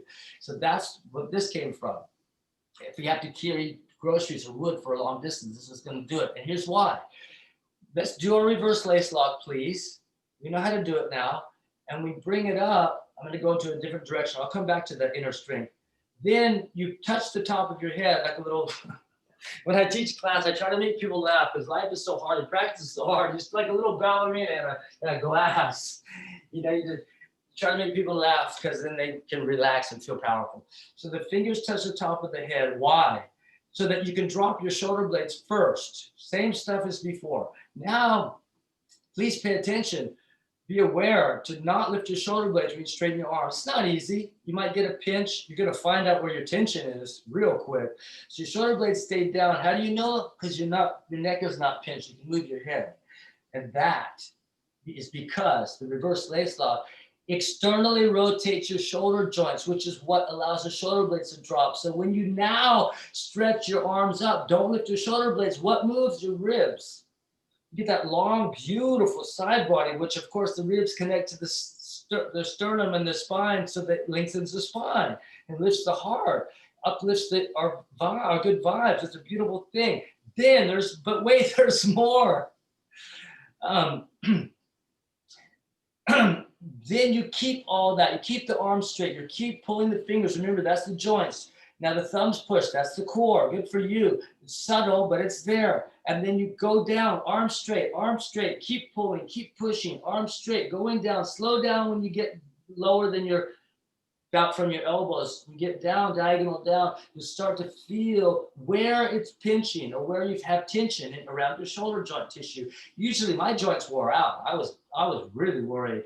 I had to develop all these techniques to get it back. When I visited some great therapy masters in Europe and Asia, I learned that basically most joints don't wear out. It's a compressed, it's the tension around the tissues around the joint that are straining the joint. The joint's usually fine unto itself. So here's how we release the tension around the connective tissues and muscles around the shoulder joint.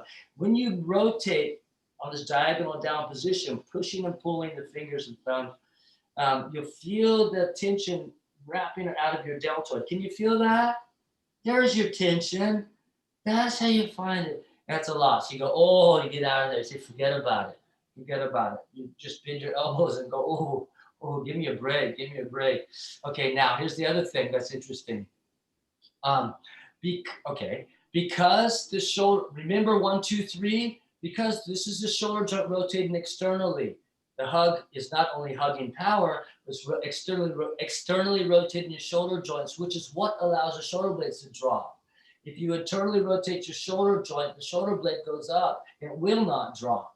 So that's why it's important to hug and drop to power. When we reverse lace lock, it naturally gives the hug from the external shoulder, and the shoulder blades drop and switches on all these powers, just the upper core. Why is that significant? If you play a little game, you can practice this on your own. Interlace normally, please. Just lace lock, please. Or don't even lace lock, which means thumb tips and fingertips. Just interlace normally, like you're just nothing. And imagine if you get up on your knees, imagine if you're holding 2 bags of heavy groceries. Geez, it's a long walk from the train or the bus. God, I wish I had a car right now. I'm carrying these gorgeous groceries. They're getting heavier and heavier. I'm carrying these 2 babies. I'm carrying these 2 bags of potatoes, this firewood. I'm carrying something important, some found objects. I'm going to make some art. I'm carrying these giant boards. The thing is that eventually, because the shoulder joints are rotated internally and you don't get the hug from this normal lace, the load, if you imagine you're carrying something heavy, just pull yourself down, just pretend you're carrying something heavy, the load will take it in the joint. And the nerves will give up, the muscles won't fire, and you'll drop your load because it doesn't have a hug. You understand? Now, if you reverse lace lock, like we do, and you push it and you pull it, that won't activate the joints as much as it will activate the muscles. Can you feel the difference? Now you've got the load, you're pulling your fingers, you're pushing your thumbs, and you're carrying the load, and what it's doing is the load is distributed through your muscles more than your joints. Can you feel the difference? That's what another significant lifestyle survival skill for this kind of lace lock, for carrying heavy things longer distances like your groceries, if you're in the city or whatever. So I hope that was interesting. Now, was that interesting? No, yes. I'm going to show you one more thing. The thing about reverse lace lock. Oh, sorry. Could you do regular lace lock and touch your head and drop your shoulder blades and keep your shoulder blades down, straighten your arms? Yes.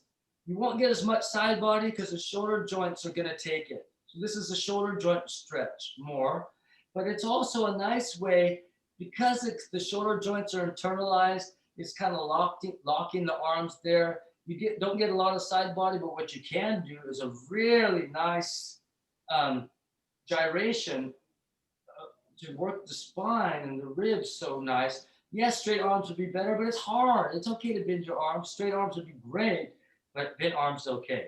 Now notice a little thing. If you go to teach this to students that aren't really well-trained athletes yet, they'll probably go like this with their head and they won't understand. Watch my head.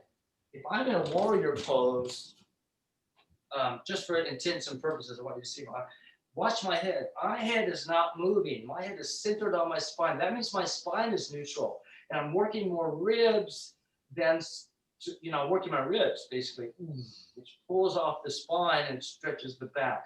So that's a beautiful thing, and the side body. That's good for that. This would be also good, just be different. So let's test it out just for fun. Let's do the reverse lace lock. Touch the top of the head. The thumb tips are pushing, the fingers are pulling. You drop the shoulder blades. You straighten the arms, get that real long side body. The shoulder blades are still down. Watch my shoulder blades, in the back. When I drop the shoulder blades down, I straighten my arms. I focus on keeping the shoulder blades neutral down on the ribs. Then that's all long side body. Incredible side body. It's just a slightly different animal.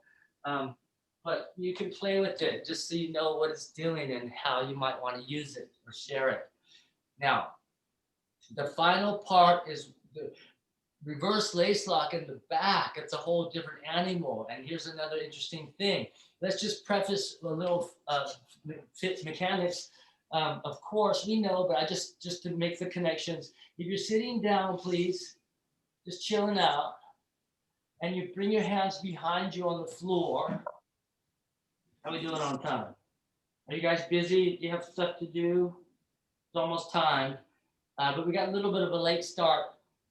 It's my bedtime, so I'm just gonna party before I go do it all over again and work hard.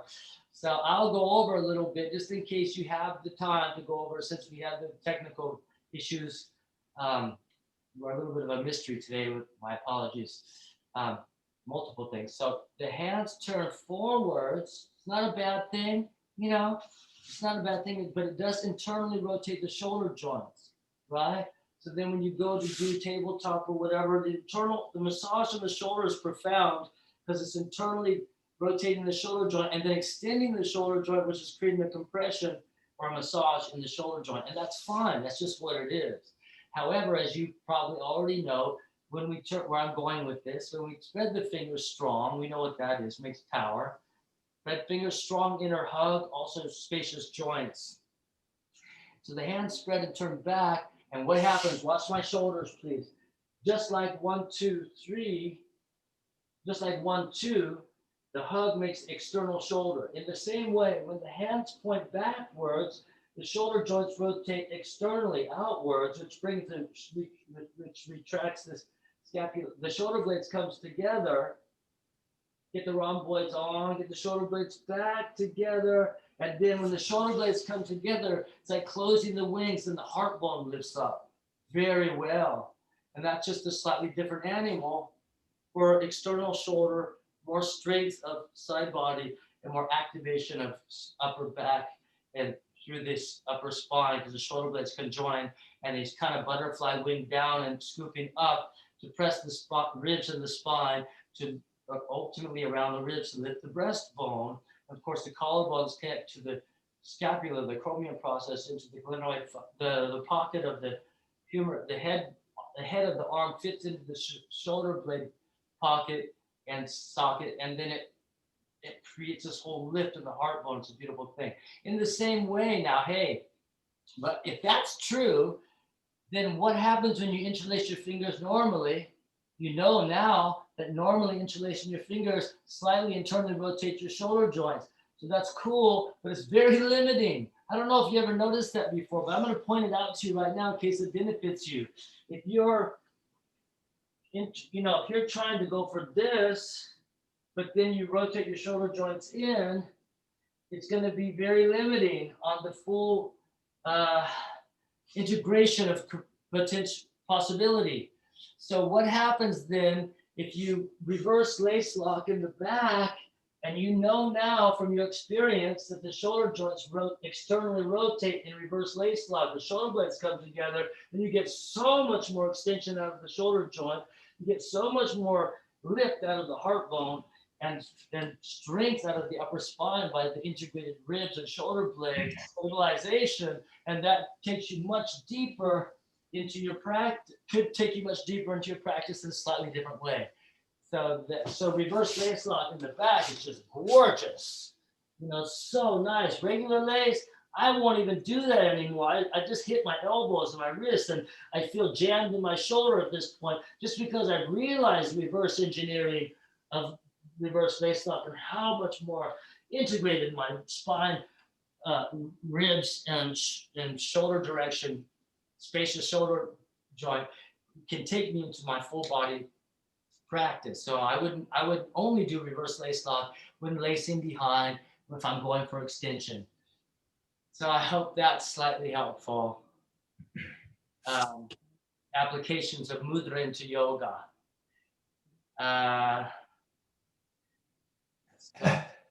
Yeah, so any questions? Let me think about a couple more mudras if you're interested. I'm sorry that today was a pretty deep training, not so much of a full flow, but with your input, I can customize the class. For example, next week or any week you want to join, you tell me what you know what, I just want a power flow. I don't want to do the training. I would like to get my sweat on, and this was a little bit techy for me, and I can understand that. So just know that I can adapt that for you. I want to make the practice something valuable. Today was a little technical. I have a lot of teachers in here, so let's go back to a little bit of practice. Let's stop right there. Let's apply it. Let's heat back up a little bit if you still have time. So let's take the hands backwards. Let's bring the shoulder blades together. Let's bend the knees and bring the feet together, right? And then let's bend the elbows slightly. And then try to keep the elbows bent. Just try to keep the elbows bent. And then bring your sit bones forward to your heels. Yeah, and bend your elbows. Good, and pull your shoulder blades together and lift your chest bone. Try to activate your biceps. Resist. Now, bring your knees forwards. If it's feeling a little tight, the first thing you want to do is go wide. You want to go wide. Try to get your knees towards the floor. The other thing you want to do, try to get less shadow. Different shadow. The other thing you want to do is lift your pelvis up and move your sacrum forwards as far as possible. So you're not sitting your sit bones on your heels anymore. You're now moving more closer to your sacrum, to your sit bones, as best you can, and sit back down, right? And then try to get your knees to the ground. This is the same application as basic yoga positions, right? With Purvottanasana. Like when Richard Freeman taught me this like 30 years ago, I was like, oh, I can't pinch that, I can't get it. She's like, you gotta set it up. He's like, you've got to think in terms of a back bend, a sacrum forward first, and then just like, oh my God, so much easier. So this is kind of like that. So when you do have it all set up, you're like, lift your pelvis up, move your sacrum forward, and then sit back down. You get a much better back bend, right? Okay, now if you're there, if you do hit the floor, try to squeeze your thighs together. Try to activate the inner line. So if you do get to the floor, you try to squeeze your thighs together, and then you say, hey, finally, let me exhale and draw my navel towards my spine. Activate the front core. Good, try again. Inhale, exhale, navel towards spine. Your knees don't get to the floor, don't care, it's all good. Just keep going. Try to make a spacious back from an active core. It's a very important thing. Beautiful. Okay, good. All right. Let's see. What else can we do for a little while? We can put our clothes back on. Woo! And I'm gonna do, to close out, I'll do something restorative, therapeutic. I kind of do it all the time, so I hope it's still good for you. For those of you that have done this with me a lot.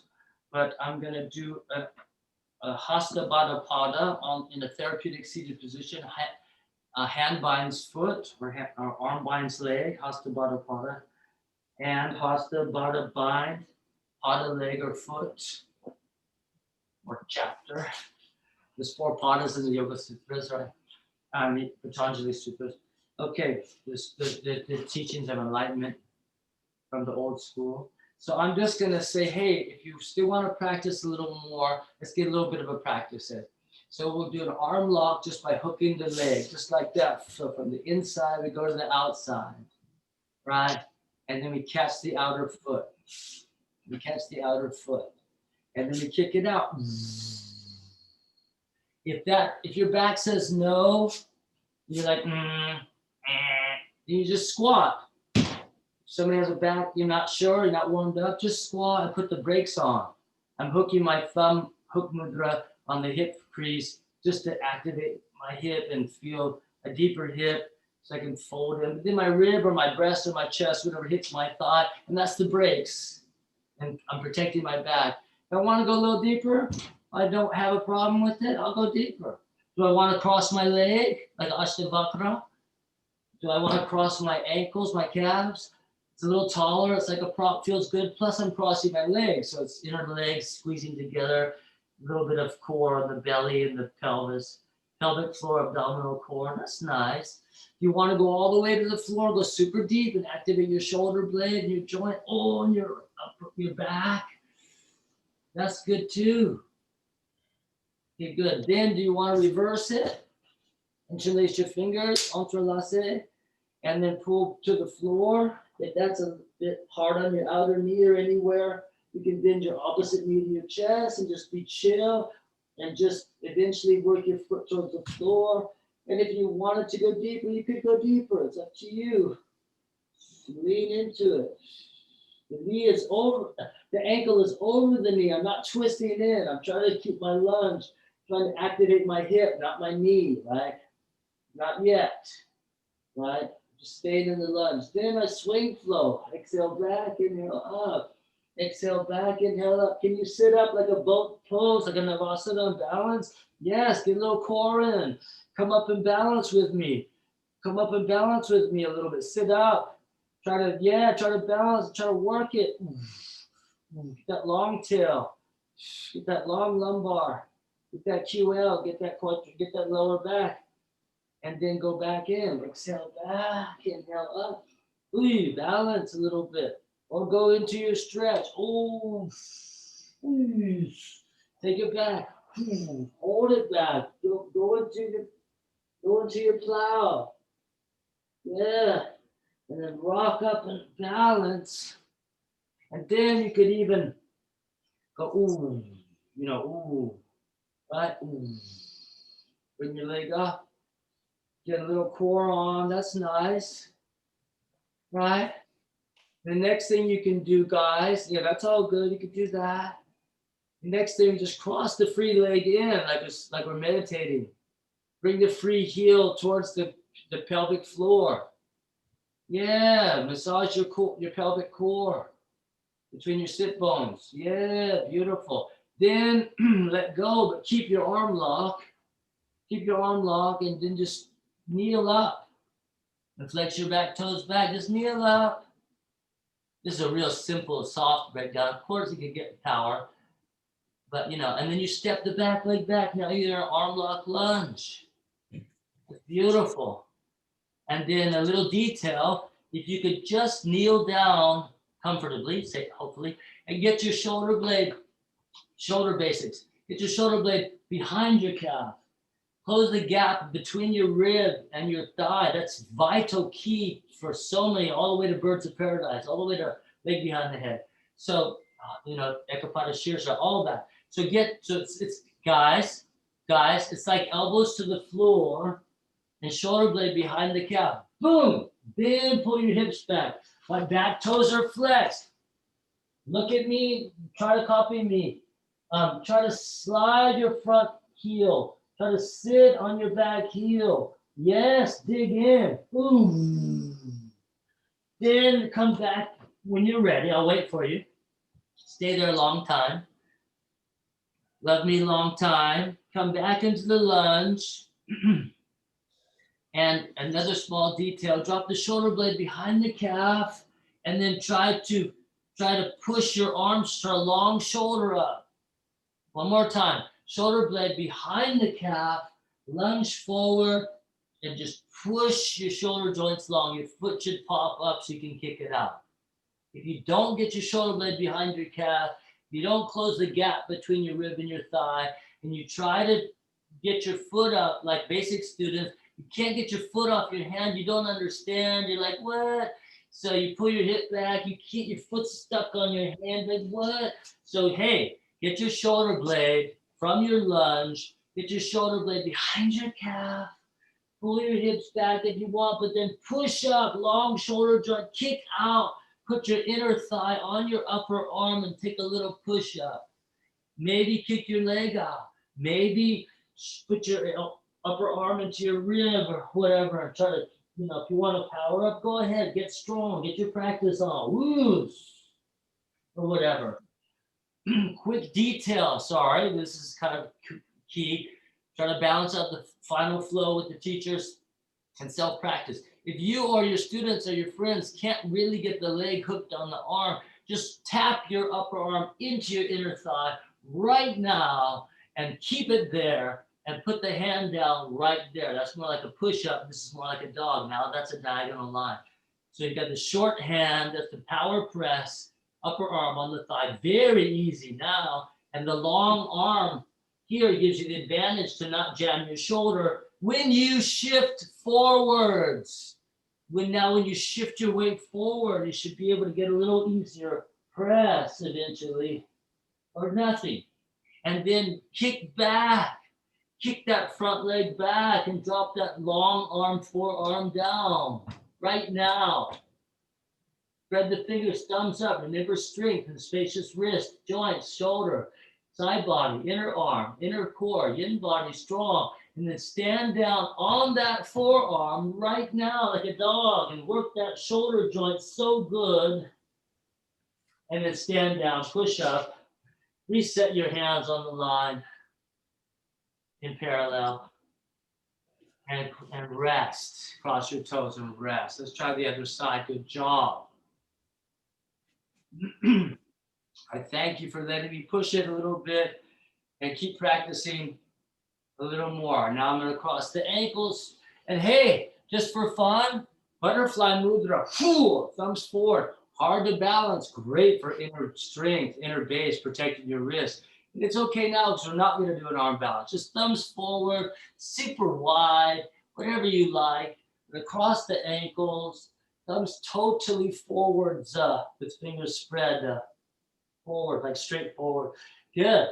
And then hug in. 1, shoulder blades down. 2, 3, squeeze inner thigh, inner heels. Outer heels touch each other when you cross your ankles, right? Outer ankles touch each other. And then inner ankle, inner calf, inner knee, inner thigh, inner sit bones together. Tail drop, spine flexes, right? And the shoulder joints lengthen, and the knees come up, and you're gold. You're golden. You're shoulders over the thumbs or whatever. 2, 3, 2, 1. Cool, get strong, don't fear. As my yoga coach used to say, don't fear. Just breathe into your power. Breathe the powers, he would say, the powers. Oh my God. And then we pull through to sit down. Ooh. And for those of you who are not pulling all the way through yet, despair not. Just bring your hands back, right? Flex hands back. Why is there an echo now? And then flex the ankles or the toes forwards, right? And then straighten your legs out. Inhale, jump through. Pelvis goes back. Exhale, down. You just jumped through. That was gorgeous. That's the mechanics of jumping through, how to teach it, according to me. But anyway, let's do the other side. Beautiful. Hey, is that Catherine? Look, it rotated to different people. Hi, Catherine. Hi, buddy. Hey, somehow rotated one person. Okay, now, then we do the other side. Sorry, Catherine, you've done this 1,000 times probably. But good, guys. We catch the outer foot. We kick it out. Check that shoulder. Check the ribs. Check that spine. Right? And then if you need to put on the brakes, you just put your foot down and go check it out. You make sure you're good. Warm it up. Want to go deeper? Go deeper. Want to cross the leg? Cross the leg. Oh. Let that forearm rest on the shin. That's a great prop. Oh, yeah. Ooh, yeah, I'm squeezing my legs together too. I like it. Then if I want to go deeper, I go deeper. Don't have to. Could keep it real. That might be the deal. Right? Depends on how you feel. Or you could just chill. If we had more time, I'd go on these other things. Oh, we'll cross the outer blade of the foot bone, tarsal onto the thigh bone with the toes way past the knee. And whoa, get that deep seat muscle, gorgeous. But for now, we're going to keep the same flow. So just jumping around a little bit. Interlace the fingers, pull back, activate the thigh, create resistance. Oh, and then bend both knees, protect your outer captured knee, outer thigh band, outer calf. Put your foot down if you want to go deeper. You can extend your leg, you're going real deep. It's good to know the flow. And as long as it benefits, you memorize your sequencing. Exhale back. Inhale up. Exhale back. Inhale up. Maybe balance up a little bit. Oh, try to balance. Work it. Get that long tail, long lumbar. Use the core to activate the back. Then go back in. Balance up on the shoulder blades. Then take a little plow. Massage your upper spine. Yeah. And do what you do. Get what you get. Oops. And extend a little bit. You want to just a little bit of whatever you want to do. Oof. Yes. I just crossed the free ankle over the bound foot. And just a little more inner leg, squeezing that, straightening that leg up. Oh, that's a juicer right there. I'm pulling my shoulder joint out, and my upper arm is caught between my calves, and my legs can straighten better. And I'm working my core. I'm stretching my shoulder, neck, and upper, inner shoulder blade, and upper back. So much we can do. All right. Then we cross the free heel in towards the pelvic floor. And try to use that as a prop, a bandha prop, massaging between the sit bones if possible a little bit. Good for you. Activate your control center from the opposite of the command gland down to the control base, earth connector, Yogic. Then we can just let go and keep the arm locked and kneel up. And flex the back toe, extend the back leg. We're in an arm lock lunge, right? And then they try to get the shoulder blade. Well, don't get the shoulder blade behind the calf. Don't do it. If you're interested to feel what it's like to not have those techniques and how it pinches the shoulder or just feels like pretty good. Now you want to feel real good as much as possible in this life. So we try to take the shoulder blade behind the calf by bringing the elbows down and scooping in. then pulling back and feeling the difference. Even my heel's not on the floor, my calf's on my, crossing the span of my forearm.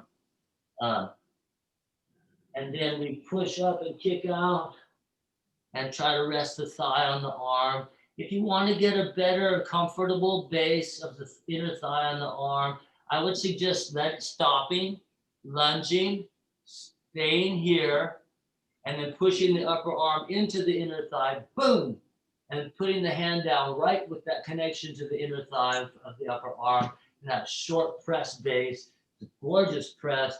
The other arm might be slightly forwards or not, and you can lean forward like a little lizard crawl with a diagonal hand position and shift your weight forward more easily. Then you kick back and put the long arm, opposite forearm down of the kicking leg, and spread the thumbs up.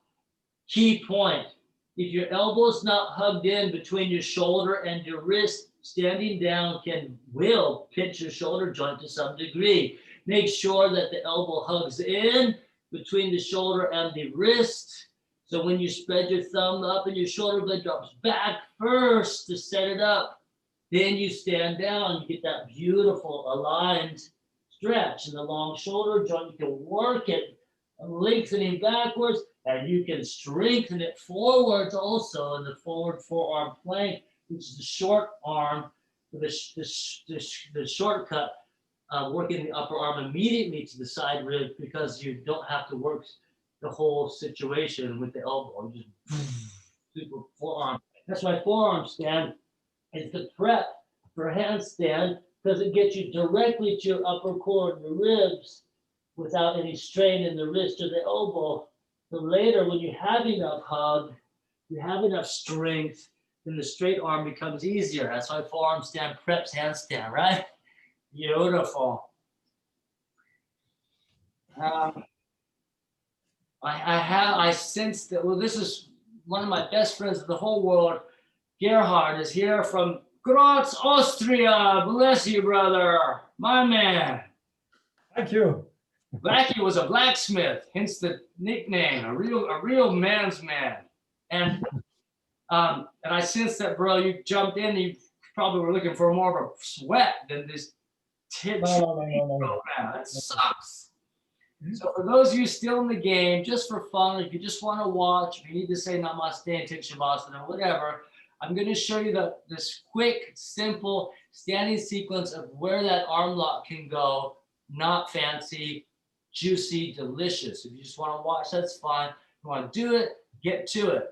If you're in the arm lock, down in the lunge, how easy would it be for you to just step the back heel in 85, 90 degrees, whatever, sideways. So now your pelvis is sideways. So this is a side, Hasta Baddha Pada Utthita Parshva Konasana. So it's arm binding leg, side angle stretch pose, right? I just drop the back heel in for the lunge. That's something. If we had more time, we would learn how the shoulder blade dropped behind the calf to close the gap between the rib and the thigh, to allow the shoulder joint to rotate internally comfortably with the back hand on the hip. Then you would drop, kneel down, go 90 degrees so that you could sit on your heel, and then you'd be like that. And then eventually, I'm not warmed up for this, but eventually you could reach back and pull the upper wrist back to pull the shoulder back into the heel line. If you stood down, it'd be pulling the hips forward into the heel line.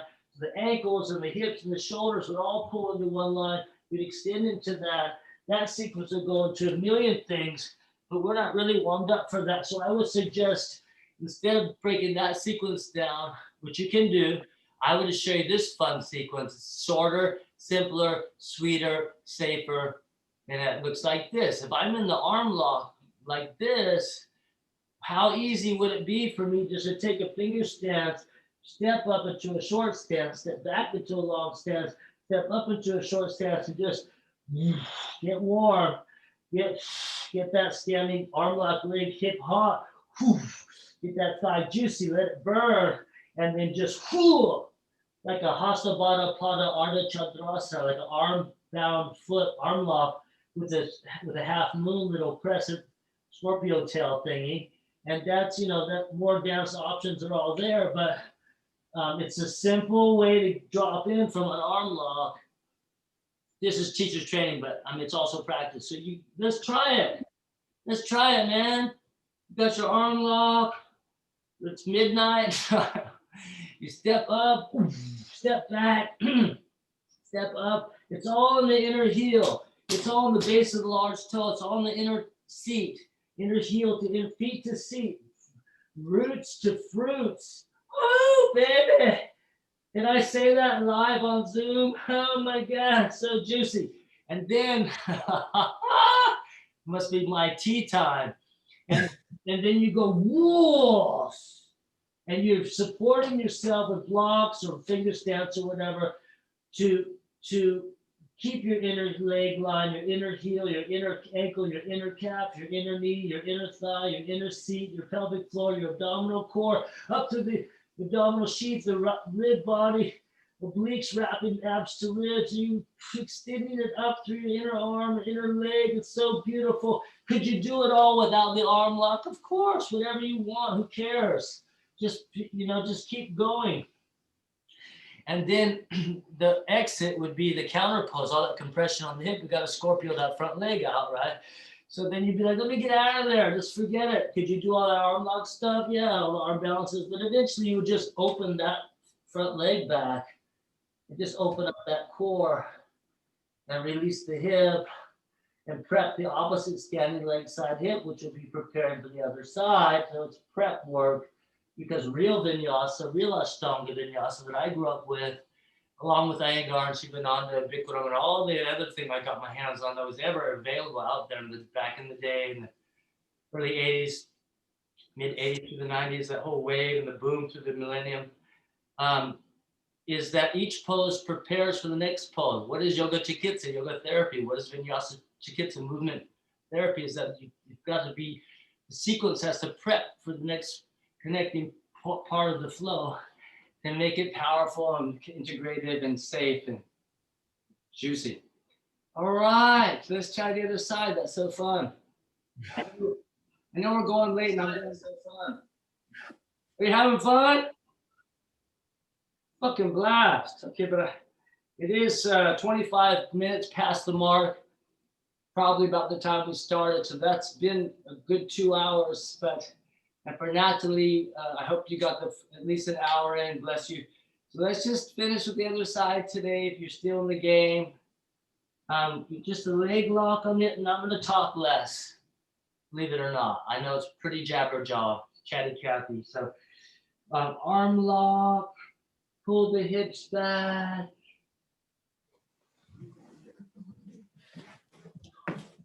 Forward. Back heel drops in, I'm standing down. My side body, in breath, out breath. In breath, out breath. If I want to try to clasp my hands, I'm going to go for the upper wrist to pull the shoulder, upper shoulder back. Extend and bend. Bend and extend. Expand and contract. In breath. Schnuffer. Oh, Schnuffer. Yes, Swiss border slang, baby. Real talk. Drop in. Never forget you. I didn't forget you, boy. When you step up, if you do step up and you go, what? Birds of paradise. Are you just kidding me? So that's the whole relationship of closing the gap between the rib and the thigh so the shoulder can internally rotate. But furthermore, if you could use a clasp or a towel or whatever you can do, eventually when you pull the upper wrist, it would actually pull your shoulders back, pull your sternum back. It would pull your tail forward and pull you into the center line. So you'd have to work your inner heel, your inner leg, your inner seat. You straighten, you get in it, and the navel draws back as the sit bones come together. because the pelvic floor activates the abdominal core. It is Mula Bandha that makes Uddiyana Bandha because it works from the ground up, just like roots to blossom. The tree is only as strong as the roots are deep. Okay, and then, yeah, that's all good. And then you drop down and you say, hey, well, you get where you get. Nobody's rushing anybody. Hi, Yoko. Look, there's Yo-Yo. There you are, my princess. The princess of Tokyo, yoga elite. Love you. That's yoga Illuminati right there, baby. And then the other simpler final flow from the arm lock. You warm up again. For me today on this side, it's outer calf, outer knee cruciate ligament, joint tissue, outer thigh, T-band, my central fascia lata, my little latte.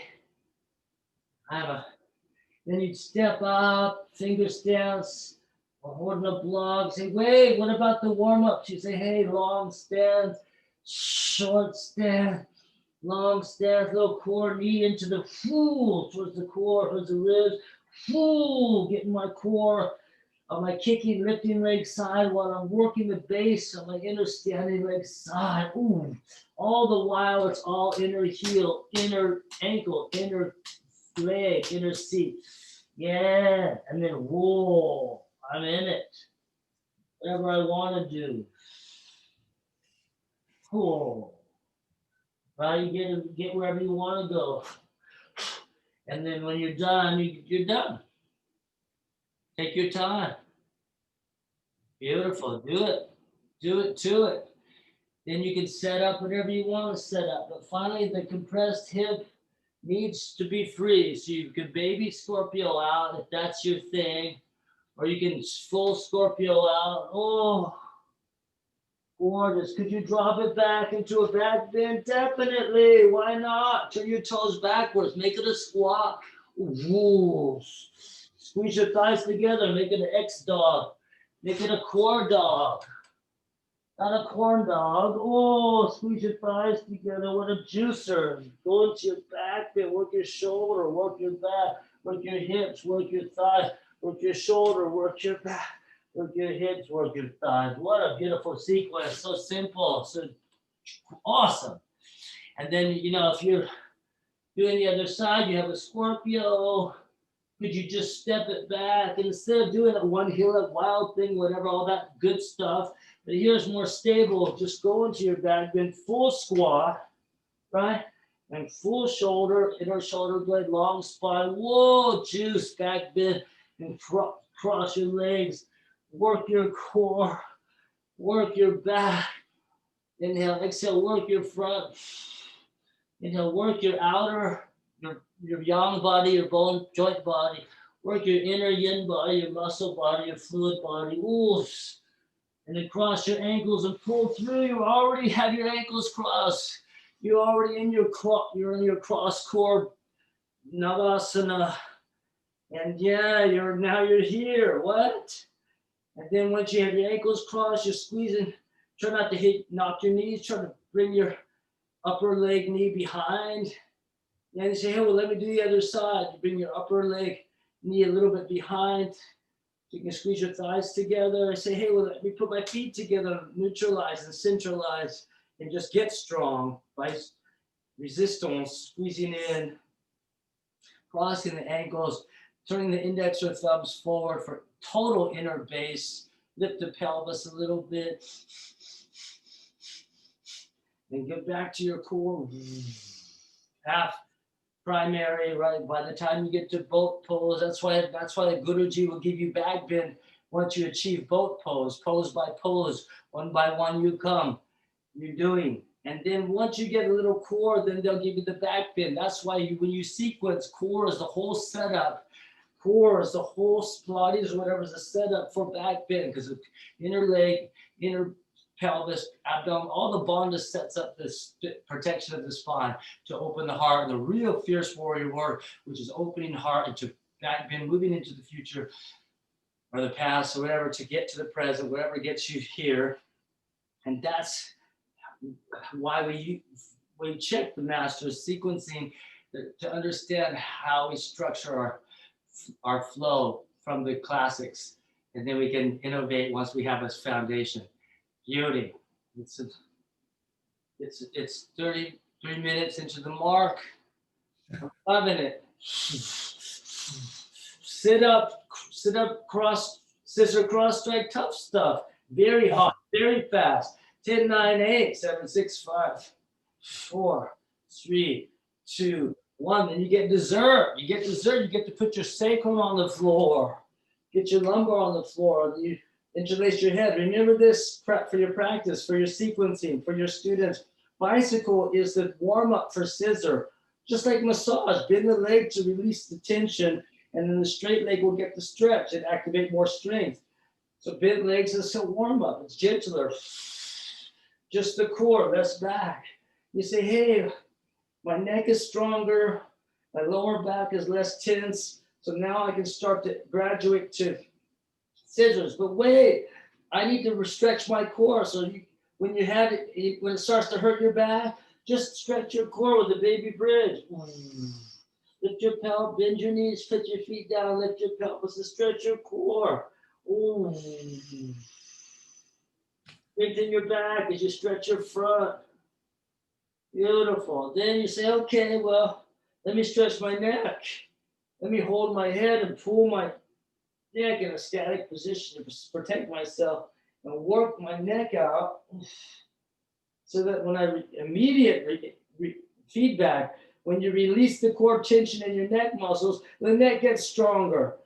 The 3 R's in my training: release, reactivate, and realign. The first thing we have to do is massage, release the tension, then it reactivate the muscle. Now my neck doesn't hurt. I can keep practicing, and from the reactivation of the muscle, the release and the reactivation of it, then the alignment comes, because when the muscles fire, they pull the bones into position to create the joint alignment, which is an asana, an anatomical structural alignment.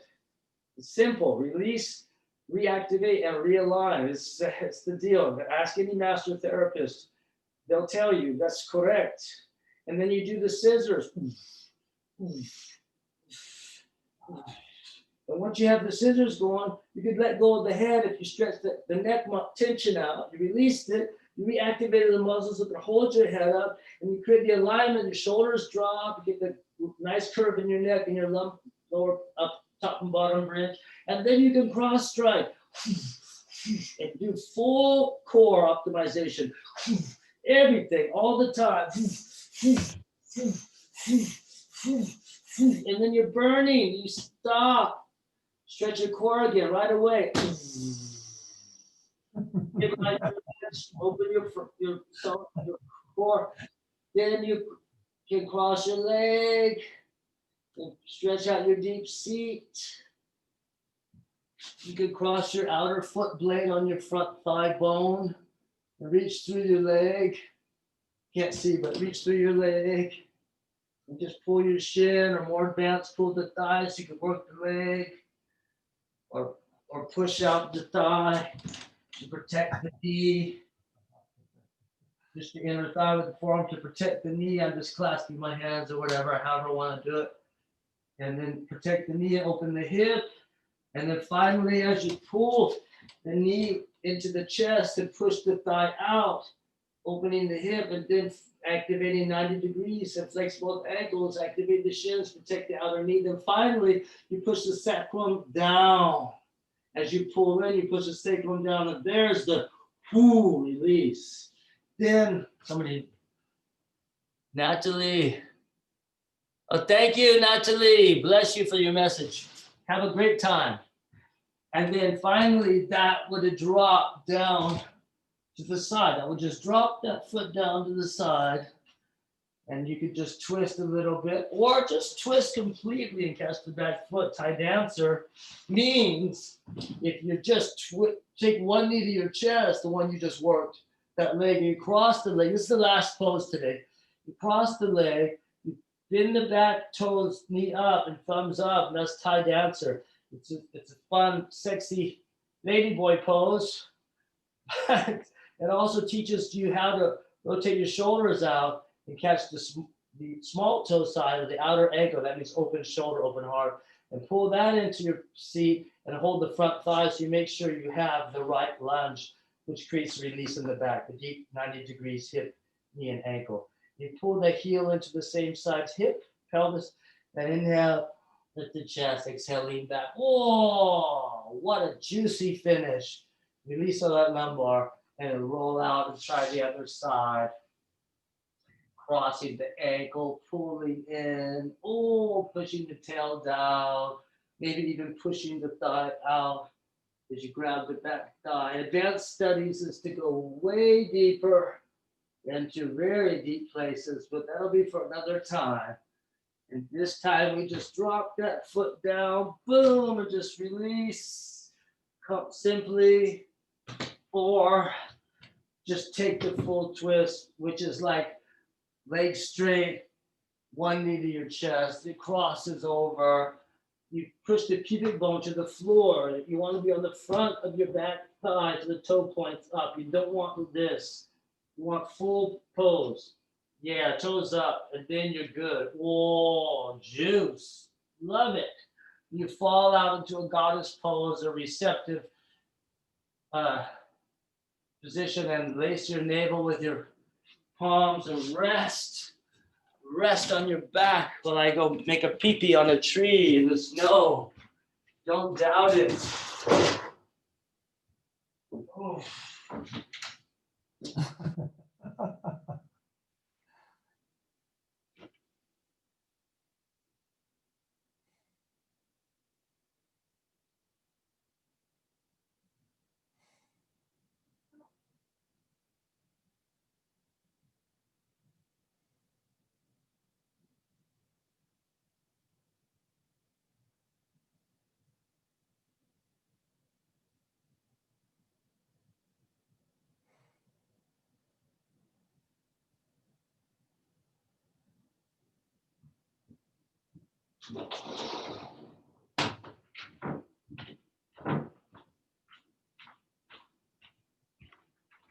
And perhaps finish by straightening your legs and releasing into full extension, full expression of self.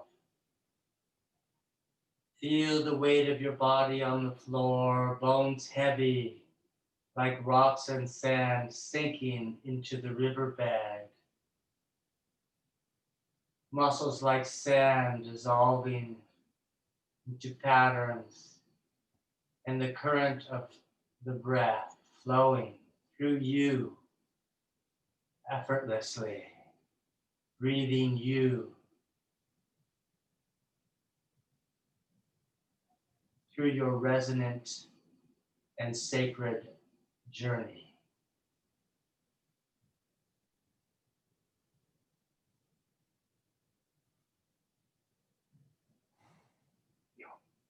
And the breath is free.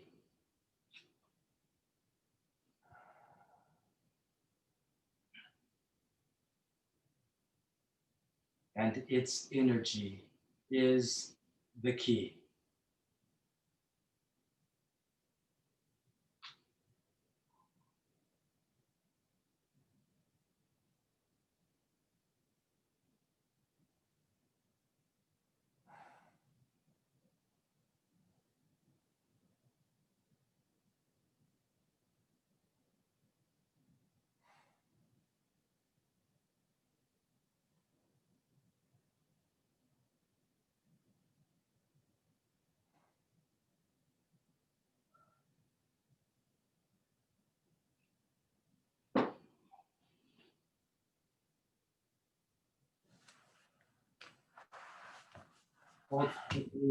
Ultimately, we take our seat to feel complete.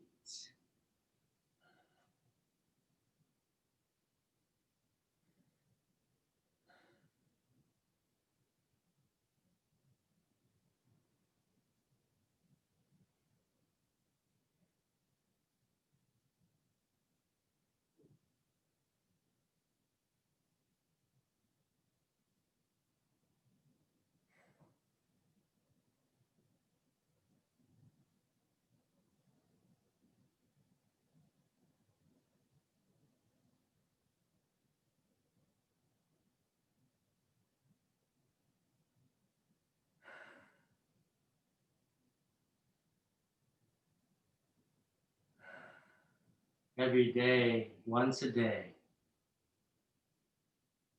Allow yourself to feel your happy space.